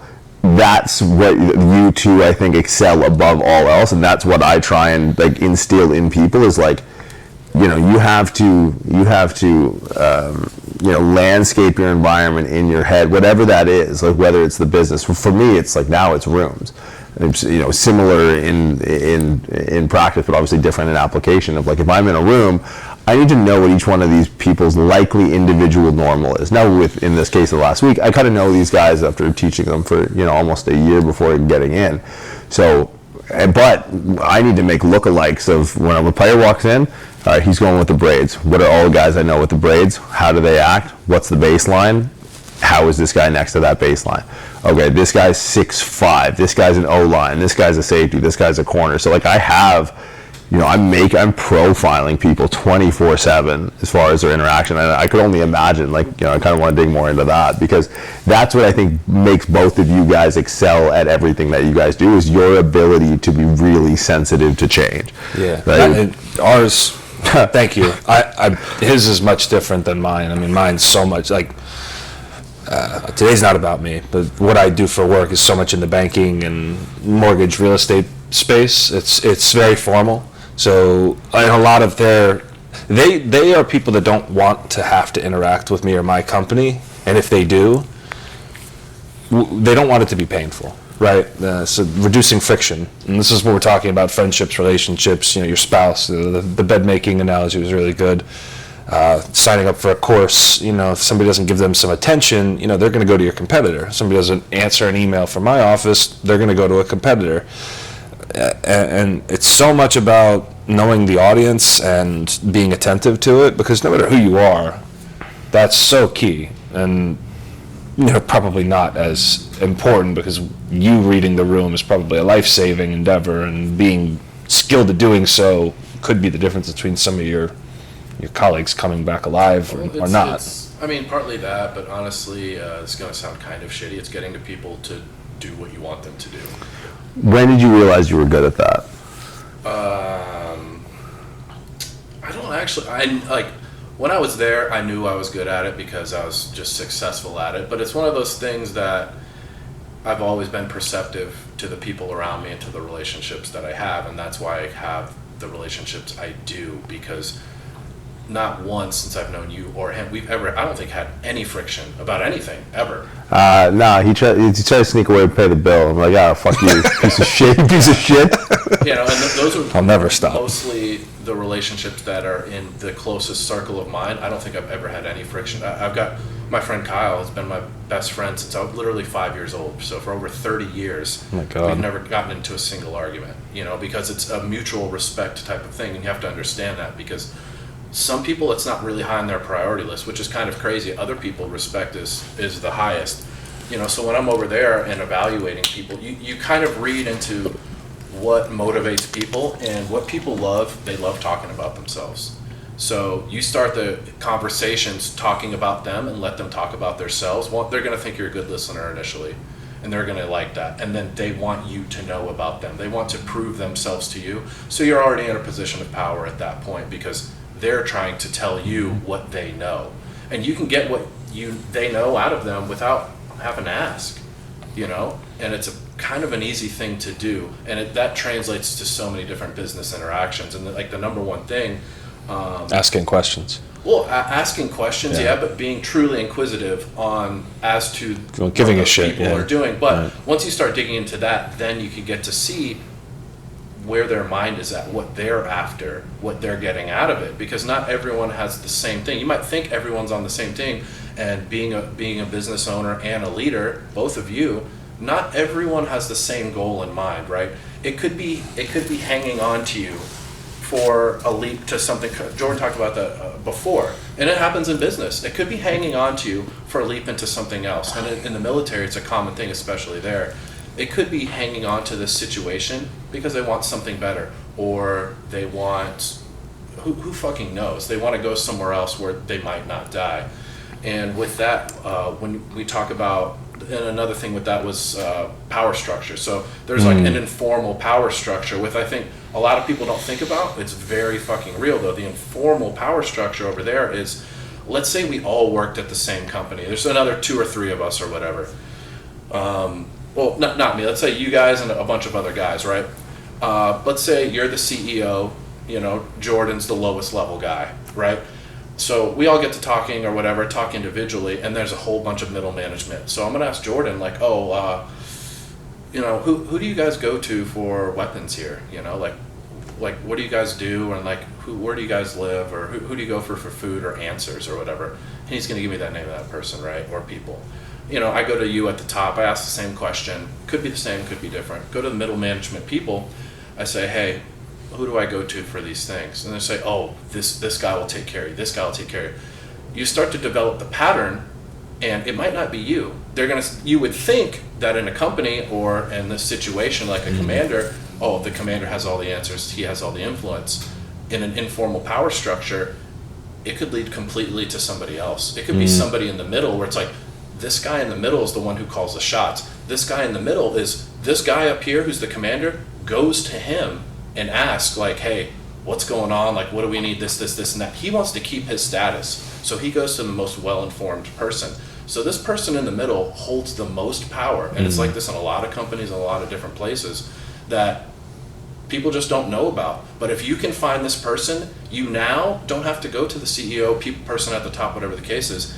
You find the person with this informal power, they have influence over that. You find these influential people, like I said, in different personal relationships, business relationships, any relationship you want, and you can find what you need and get what you need without just having to fucking text, call, or email the guy at the top who probably won't give you the time of day. And I think a lot of people do that. In the fitness industry, it's probably a very common thing where it's just like, not to say like blow my own self up, right? But if there's somebody in fitness, and I've been in it long enough, but I'm kind of like a relevant person now, but I probably know who they are and I can text them. You know what I mean? But you probably don't know who I am. You would know who Jordan is, right? And same thing. He's got a fucking, boomer, got a Rolodex basically of people across the world. And it's the same with you, where it's just like, you wouldn't imagine the guy just doing real estate work all day has access to Thor's coach. You know what I mean? But you would never know. So anyway, going back, so there's that informal power structure, and I'm sure that's applied to a million different things, but that was a big influence on kind of a mindset change as to dealing with people, So. It would almost be hard for you to parse out, but because when did you join the military? How old were you? I was 21 when I first joined. Okay, so there's no way that you can possibly parse out what if you were to A/B test a John that goes to the military at 21 versus doesn't. Yeah. How much of, because I was telling someone the other day about a story you told me after this thing I ran into in the Middle East, and I called you and you told me a story from when you were there, and I was like, wow, okay, perspective. When you talk about business and leadership, and you talk about the human evaluation side, how much does the gravity of what's at stake in the landscape in which you learned this at least shape the sensitivity to your ability to read people? Or what would be another comparison? Basically, the fact that you had to learn this in war, how much more rapidly do you think you learned it, and how much more acute did you think you became to the differences in tone, pitch, posture, distance, everything you can be sensitive to? How much do you think that impacted how well you became at it, or how well you established the sensitivity? Yeah, I think, there's a big back and forth of it, because the other side of that is just like, if it doesn't matter, it's just like, yeah, don't be a bitch. Let's just go fucking do it. You get none of the input. You don't think about anything else that you heard, saw, whatever. You just got to go do it because you don't have an option. But I didn't operate that way, so I got as much information as possible, and I think that kind of, it did shape for better and worse, because now it's every interaction, and you start to think about things that maybe didn't matter or maybe shouldn't matter, and you have to kind of parse out like what matters and what doesn't, what's real, what isn't real, what am I putting together that shouldn't be put together. And that's part of this whole fucking thing or whatever with human evaluation, because somebody could literally, like, the hardest people are stupid fucking people, to be honest, because they don't know what they're doing or thinking, and they don't know why they're doing it. So trying to figure that out. And going over there, a lot of the commanders that I met were there because of who they knew, not because of their skill set.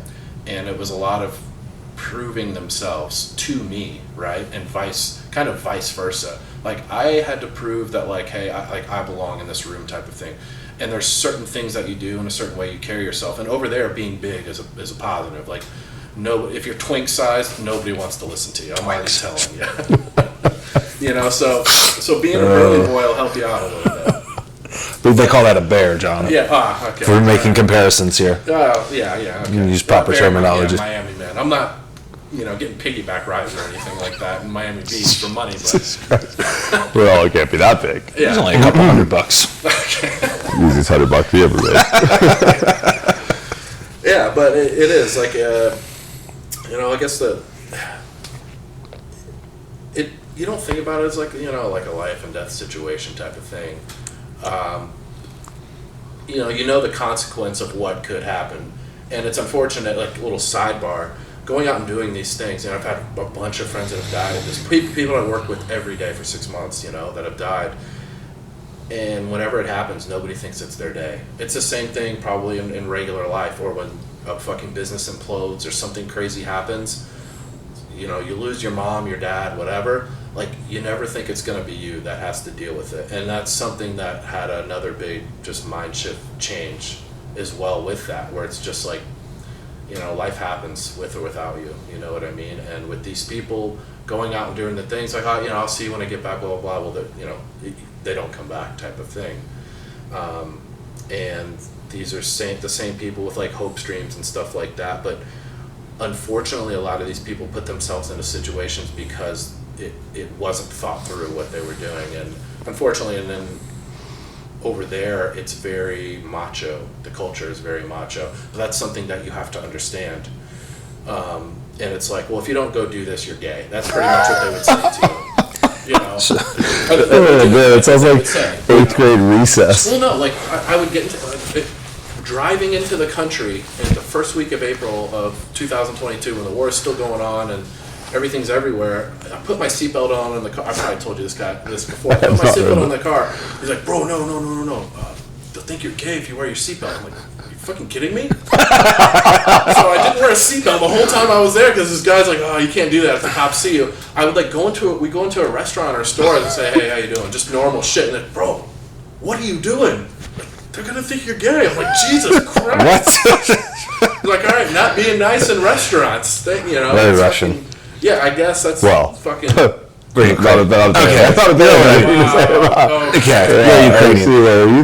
Go back to the human evaluation side. Okay, sorry. So it's a little sidebar on that. If you could, this bear over here. The bomb. There's a lot of you people over there, actually. Well, apparently they're trying to denazify the place, and I don't know how well they're doing. You were talking about human evaluation. One thing that that stuck out to me was, you know, what's the red flag for you? If you're looking for people and trying to evaluate them as somebody who's going to be a liability versus an asset, when you're doing those kind of base level interactions, asking them questions, letting them open up, talk about themselves, letting you into their head a little bit, motivations and so forth, what's the red flag?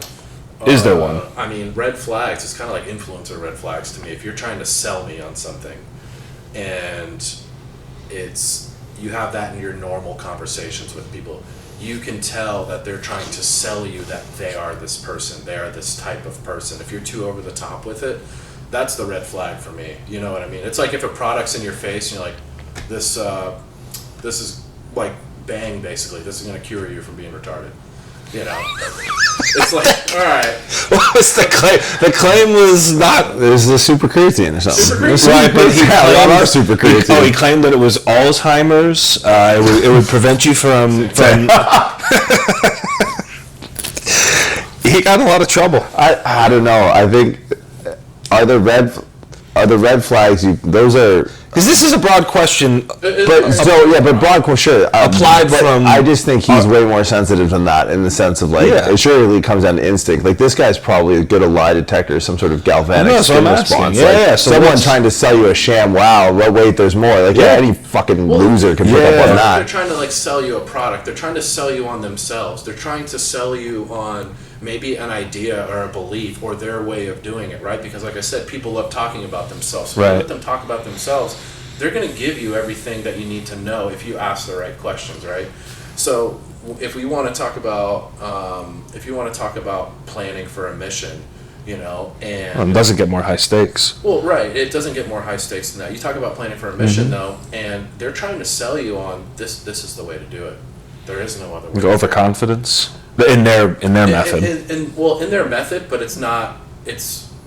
It's not really back. I think about, you know, when Jordan talked about having to explain like the adjustment, right? And you kind of have that moment where like, really, what the fuck is the adjustment? Then you got to answer an actual smart person as to what exactly am I doing. It's kind of the same thing, you know, that I get in the mission planning where it's like, okay, well, why do you want it to do that way? I could agree with the way he's doing it, but I want to know why he's doing it that way.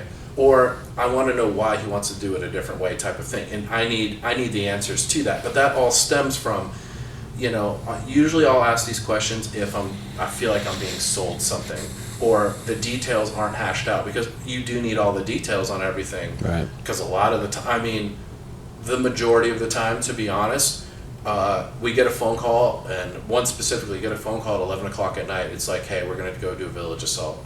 We need you guys here at 2 a.m. So we're looking at our clocks. We're like, all right, well, I guess we'll sleep for an hour. We've been up since 6 already. We show up to, they're like, there's going to be 200 guys. There's going to be 80 tanks. There's 1,000 Russians. And of course, we're all just like, all right, yeah, we'll go do it. Which 5 to 1 is already insane. So we go up there. We get to the staging area, and they're like, oh, we gotta go. We're like, well, what's going on? Like, oh, we'll tell you on the front lines. We just go straight to the trenches on the front, and we get there, and we're like, all right, we gotta infill to the village assault and do this and that. We get on, we're just Toyota Hiluxes, just, no armor cars or anything, and all the trucks are full, and there's a truck bed full of rockets, and there's nowhere to fucking sit, so I'm just like, I'm just gonna sit on top of the rockets in the back of a truck. And just hope nothing bad happens. That seems safe. Yeah. Oh my God. So we're driving on the infill to this village assault, and I see white phosphorus is coming down from the ground, technically illegal. Yeah, I was about to say. Yeah. So we see that coming in, and with white phosphorus, it goes through everything that it touches. So Sitting on the rockets. You were sitting on the rockets. Yeah. White phosphorus. White phosphorus coming Yes. down. But when if it hits your skin, you have to carve it out with a knife. Because it'll just go all the way through you. So you have to carve it out with your knife. So we see that coming in. We're going around. It's not dropping on us, but it's on our objective, like where we're trying to go. We're driving in. The first car terrifying, first John. car hits an anti-tank mine. The man in it is so entangled in the metal that we can't get him out. He's dead, clearly, but we still try to get him out. Can't. So we're like, all right, we're not going to take this route. We fucking turn around and go back to where we were doing. We sit here for entirely too long, just in this trench line, missing. There's part of the guys are in the village assault, and we're having to hear them on the radio, like, hey, we think we're all gonna fucking die, basically. And we're trying to get over there, go, another car hits a fucking anti-tank mine, and we're like, oh fuck, now we got casualties lined up. The Russians were so fucking intense with their firepower. They had helicopters, jets, artillery, mortars, anything you could name it that they were getting dumped on. Once they were done with that, they shifted their focus to us, so we start getting all of that coming in. And eventually we're like, they were trying to go rescue these guys, and I was like, hey, if you guys go and get fucking hurt, I have to go get you, my friends. I was like, I have to go get you. So I was like, let me figure something out. So me and one other guy, we drove over, talked to the commander, who did not give a shit about his people. He's just like, they're dying. I was like, all right, or we need a fucking tank. Oh, when I said there was 200 guys and fucking 40 tanks, we showed up. There's 75 guys and 4 tanks. Carry the one. Yeah. The math was awful. The Ukrainian math. Did not up. Canadian and gay math. Through my translator, I had to yell at this commander to get us a tank to go pick up his own guys and extract them out from the casualty collection point that was already set up. That had there's already anti-tank mine had already blown a car before that, and there's anti-personnel mines that were dropped from artillery all over the place, which these are the ones, another one not supposed to be used in war. They're supposed to be on timers, and they explode after 24 hours, 36 hours, or whatever. These are the type where malfunction, every single one of them malfunction, but they're these little black butterflies, and if you hit it, you're probably just going to lose your foot or lose your leg or something like that, all over the place. So anyway, tank guy goes, they get his guy. We're still sitting there, and I'm like, what the fuck are we doing here? And I wasn't in a position, I wasn't in a leadership position at this time. This was pretty early on. But I'm still like, hey, what the fuck are we doing here anymore? And they're like, well, we want to make sure they're taken care of. Then the Russians set our trench line on fire. All the trees is on fire, and it's just starting to come towards us. And eventually it's like, all right, yeah, now time to leave. So long story that should have been much shorter. That is what no planning looks like. And that's how a lot of people end up dying. We ended up meeting someone at one of the block posts, the security posts from driving. He was like, oh, I was in that assault. And he shows us where on his rifle he was shot.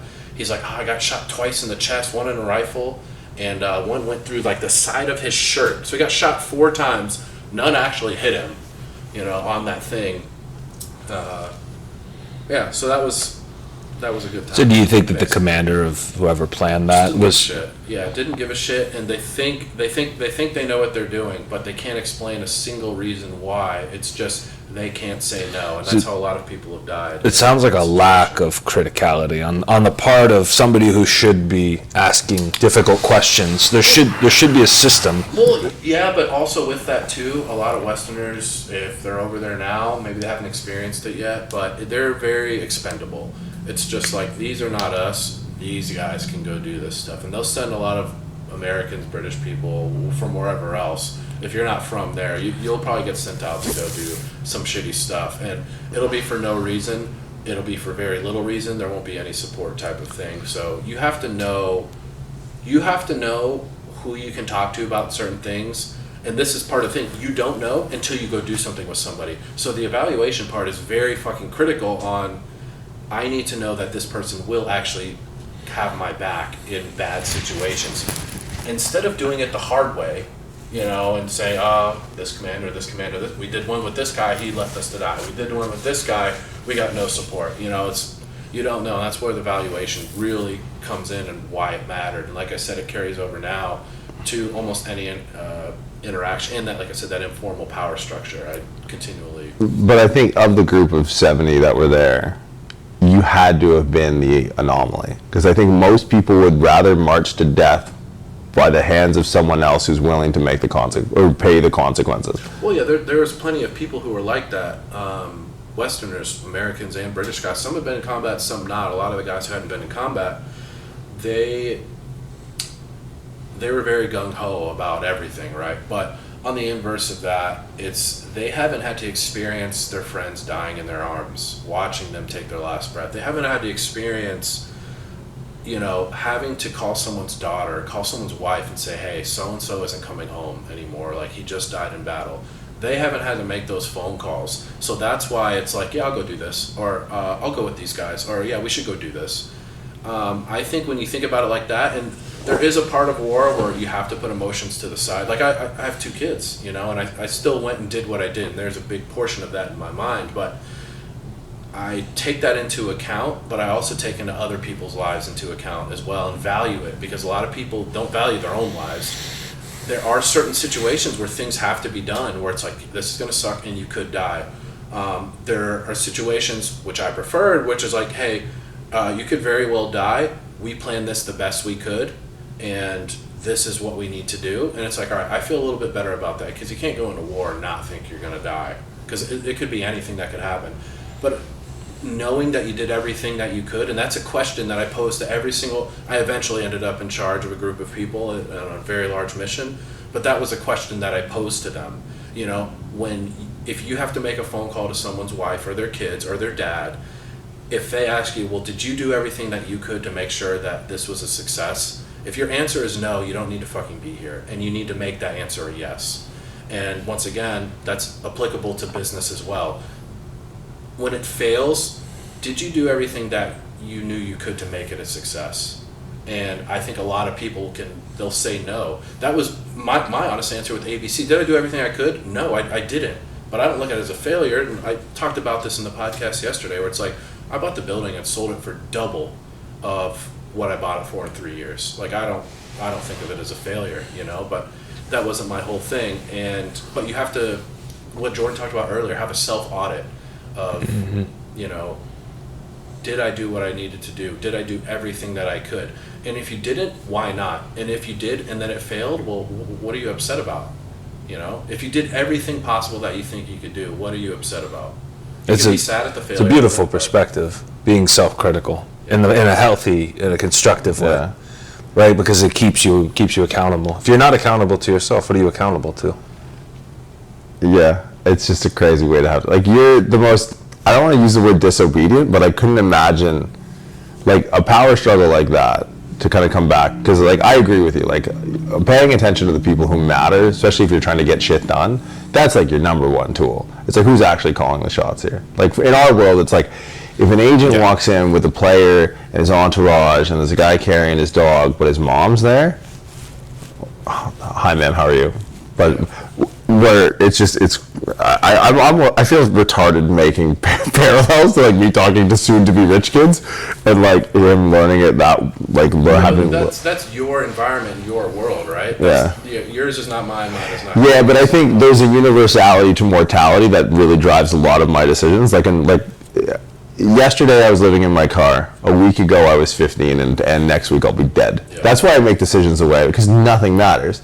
But I kind of have this very peripheral, like, I have friends that OD when they were kids, or like got in stupid car accidents, or like, something was laced with whatever. But like, I don't have as visceral a relationship with mortality. It's enough to drive my decision-making cadence.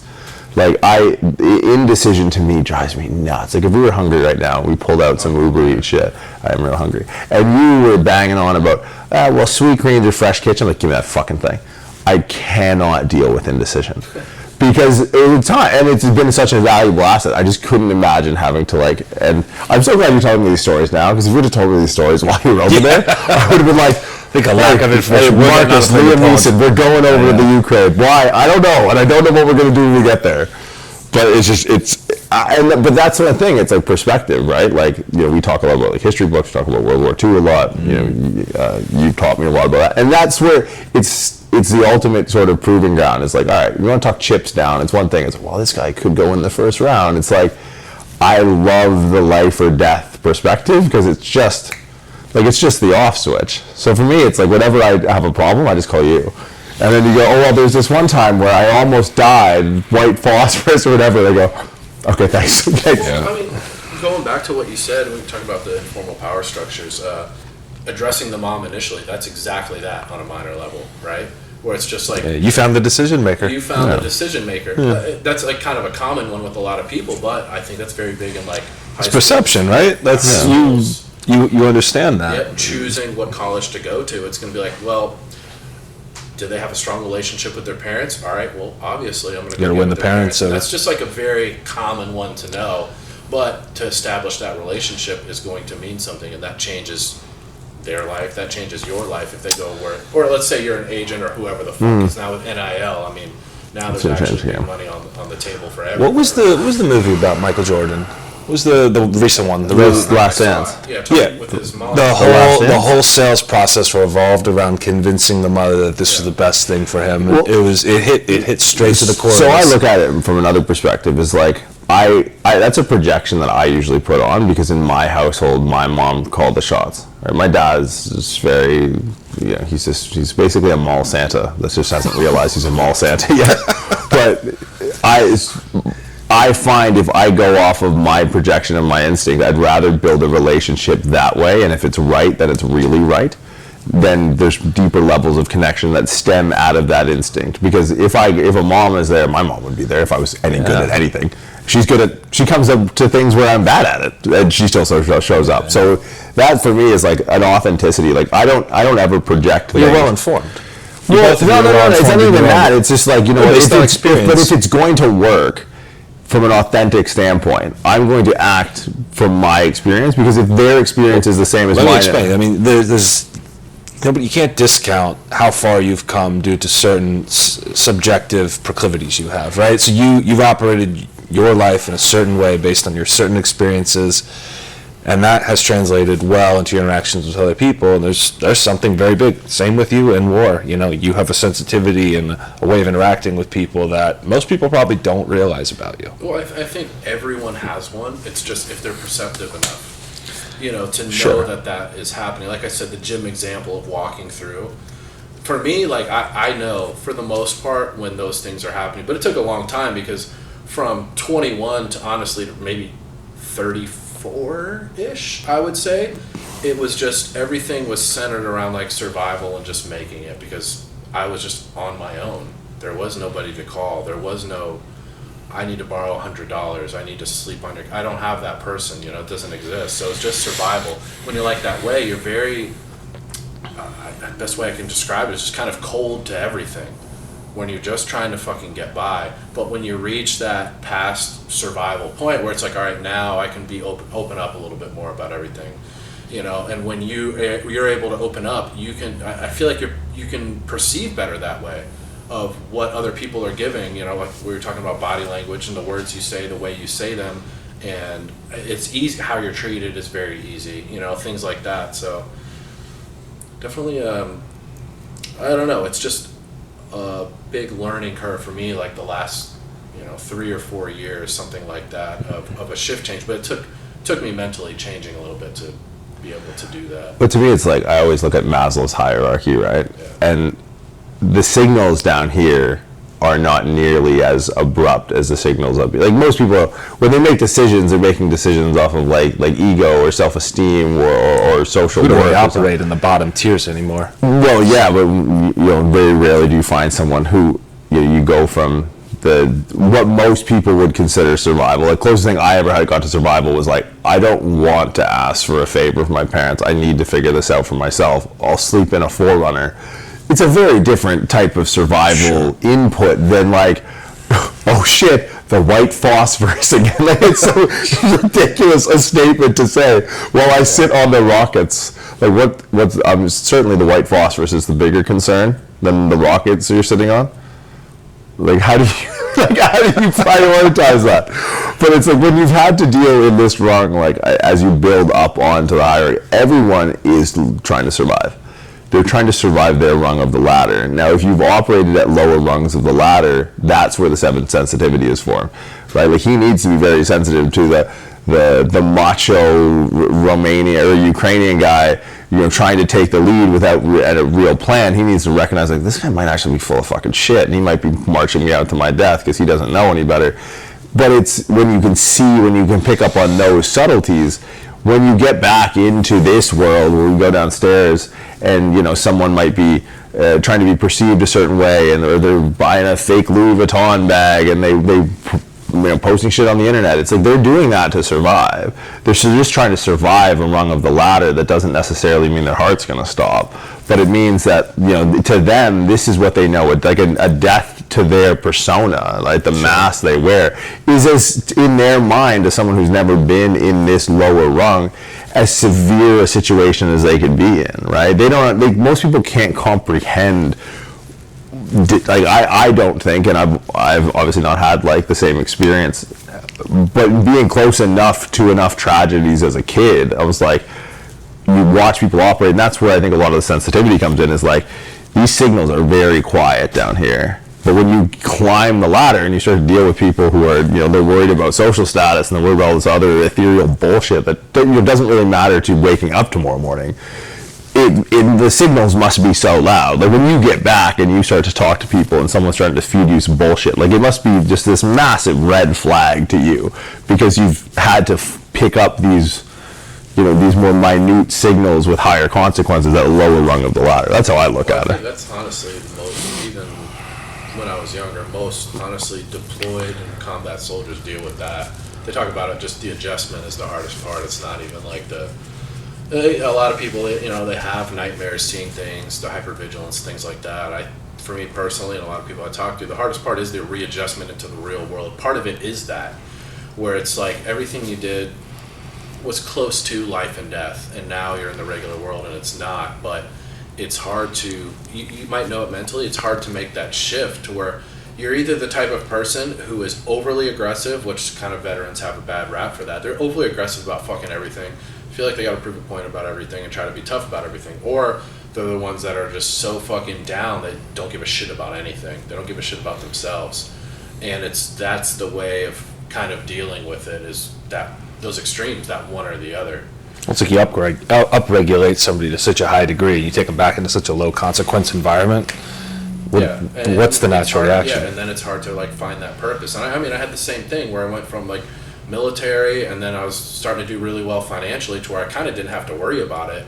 And then what's fulfilling to me is like, not war specifically, but that type of leadership and feeling like, you know, I can't make a difference. I know I'm very good at this type of thing, going to do it. And it's very fulfilling. And it's probably, outside of having kids, the most fulfilling thing that's ever happened in my life, you know, is being able to do that and do it successfully. And even then, coming back now, it's like I know the adjustment will still, and it's still difficult. I've been home a year now, like a year and 2 months essentially. and the adjustment is still like, okay, and I'm trying to like kind of, me and Marcus talked about this while we were doing a nice salt sauna today, you know, but it was like, You were all right, missed. I was working. Yeah, sorry, fuck me. You were missed. but it's like, all right, like what's the next thing? It doesn't have to like keep me, it doesn't have to be this vigilant thing where I'm like, it's got to feel like war type of thing, where it's just like, all right, well, I want to find something fulfilling or productive to do throughout my day now. You know, that's kind of like my own personal next journey. So It's important to recognize that boredom is a huge component of the journey. well, Jordan can't relate, so just earmuffs this, Jordan. Yeah, I can't.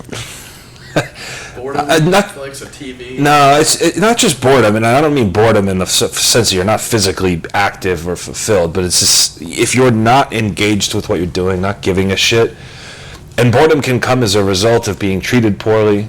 You're going to check out. You might feel disrespected in the way that you're interacting with people, with your clients, with your boss, whatever the case is. I've seen that before, and it's like I've had clients that worked with us that just, we might be making a lot of money from them every month, and every time they call and it's a problem, I check out mentally. I'm like, this guy he's gonna ruin me and my business and ruin my mental state every single day. Every time I have to talk to him, I'm dreading what's gonna happen. And it's not life or death, but there's this, in the business world, there's some financial and so, obligation socially, I guess you could say, to treat them well and interact with them in a certain way. And you can check out. I mean, I've seen myself do it before with certain people, and then as you evolve, eventually you start to learn how to deal with them a little bit better, and hopefully replace them and find yourself as something that's fulfilling. Clients that are fulfilling. You like having conversations with them. You like interacting with your students, right? What's your strategy to re-engage after forcibly having to disengage? Like, Bob calls you down, like, God fucking damn it, Bob. I'm a firm believer in taking, I'm a firm believer in people showing you their true colors, and you must believe them. This is a friendship thing, relationship thing. If somebody shows you what they're capable of, never for a second think that they're not. I've seen this, and I won't expand on it, but in business, very viscerally, with some friends, very viscerally. I think we all have in our own ways, and in the business world. And I know that if we start working with a client, and several of our interactions in a row turn out to be this, putting me on the defensive, and making my heart rate jump, and making me feel like I fucked up. It's just all these things that they're not going to lead to me being a good fit for that guy. And eventually, the red flags just become much bigger and much more profound. You start to talk about this whole, this human assessment type of role you have, and I think it's a wise position for anybody to be in, as a friend, as a business owner, whatever your position is. Like, assessing people and understanding who they are and what they're capable of is critical. Okay, so I'm like really interested because I've been around you a lot and seen you operate in the world, at least this world over here on this side of the world. The human assessment piece, we all agree. I think we all agree there's a sensitivity to it. And I think that's why we continually find ourselves across the world in the same room. Because it's like, thank fuck. Right? So it's like, but how do you, we talked about self-audit.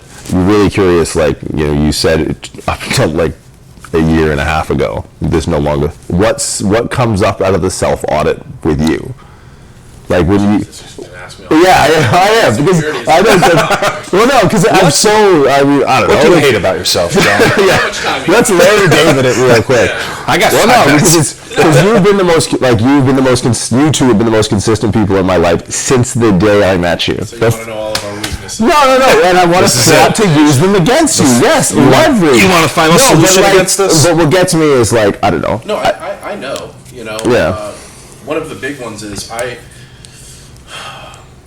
would say for the most part, outside of combat, everyone will get a chance with me, no matter who you are. Kind of what you were talking about, like to believing them. Everyone gets a chance with me, but the thing is, if you try to take advantage of me, or break my trust, literally one time, you're on like a different circle of friendship and relationship with me, and that's why I was saying we've never had anything like that. Like, you guys are the closest of the close to me, and there's a couple other people that are there as well. But, it only takes one time, and then you're on the outside. It might not be farther outside, much farther, but it's not the same as just the closest circle that you can have, because that's how I am, and I say about so many things where for the most part, I try to do the right thing in every situation, treat people right, because I have the perspective from mine and what I think would be their perspective, and I take it into consideration as well. And like when Marcus said this weekend, he's like, I'm just there to hang out with you guys, and usually like I'm not going to check my phone every fucking 20 minutes, but I just want to make sure I don't miss a text from Marcus, because I know he's only here for us, and that's just like a friend respect thing to do, right? But giving people that one shot has bitten me in the ass multiple fucking times. But now I know it's like, okay, that is okay. If you do not value me like that for this, usually money related, you can sit on the sidelines now, and I still have this group of people that I can go to about anything and tell anything, and I know that they're not going to use that information to hurt me. I know they're not going to use that information to use against me in any way, and I know that they're going to be there for the positive of it. So. Is this something that, because I travel with two things consistently. I travel with a notebook that you gave me, and I travel with the pin that you gave me. It's the only thing, like, those things are more well-traveled. You've been traveling a lot lately since you've been like, oh, the feds doing shit with the bag. I'm going home today. But is this something that you would sit down and, like, do deliberately, or is this something that just sort of flies in? Like, is this case by case? Like, is there ever, like, I stare at the back of airplane seats deliberately. Like, I don't, like, I won't watch movies and stuff, I'll just stare there and sit and, like, deliberately not distract myself. And the two things that I always have in front of me are the notebook you gave me and the pin that you gave me. Are these active processes? Like, I do that on purpose. Like, this week has been fucking nuts for me. Like, so much input, and I have a 14, 15-hour flight to Australia next week, and it's literally like, I'm not watching anything. I'm just going to sit and stare. Absolutely not. No? I do not have the mental strength to just be with my own thoughts for extended Really? I barely have the mental strength to be with people who aren't the people in this room. I would rather not have conversations with like people on the plane, but I will watch 1 through 8 Harry Potter, no problem. Oh, okay. Instead of sitting there and be like, I'm going to be with my own thoughts for any amount of time.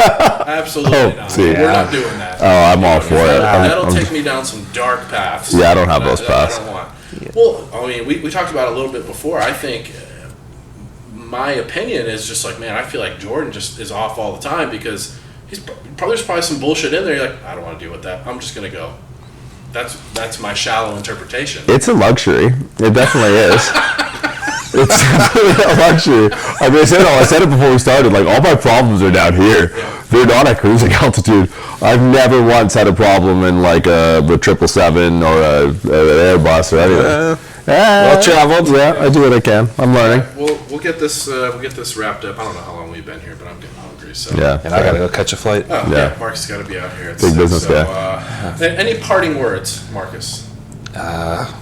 Don't be a piece of shit. All of you. All right. There's words to live by. I can't talk every about day.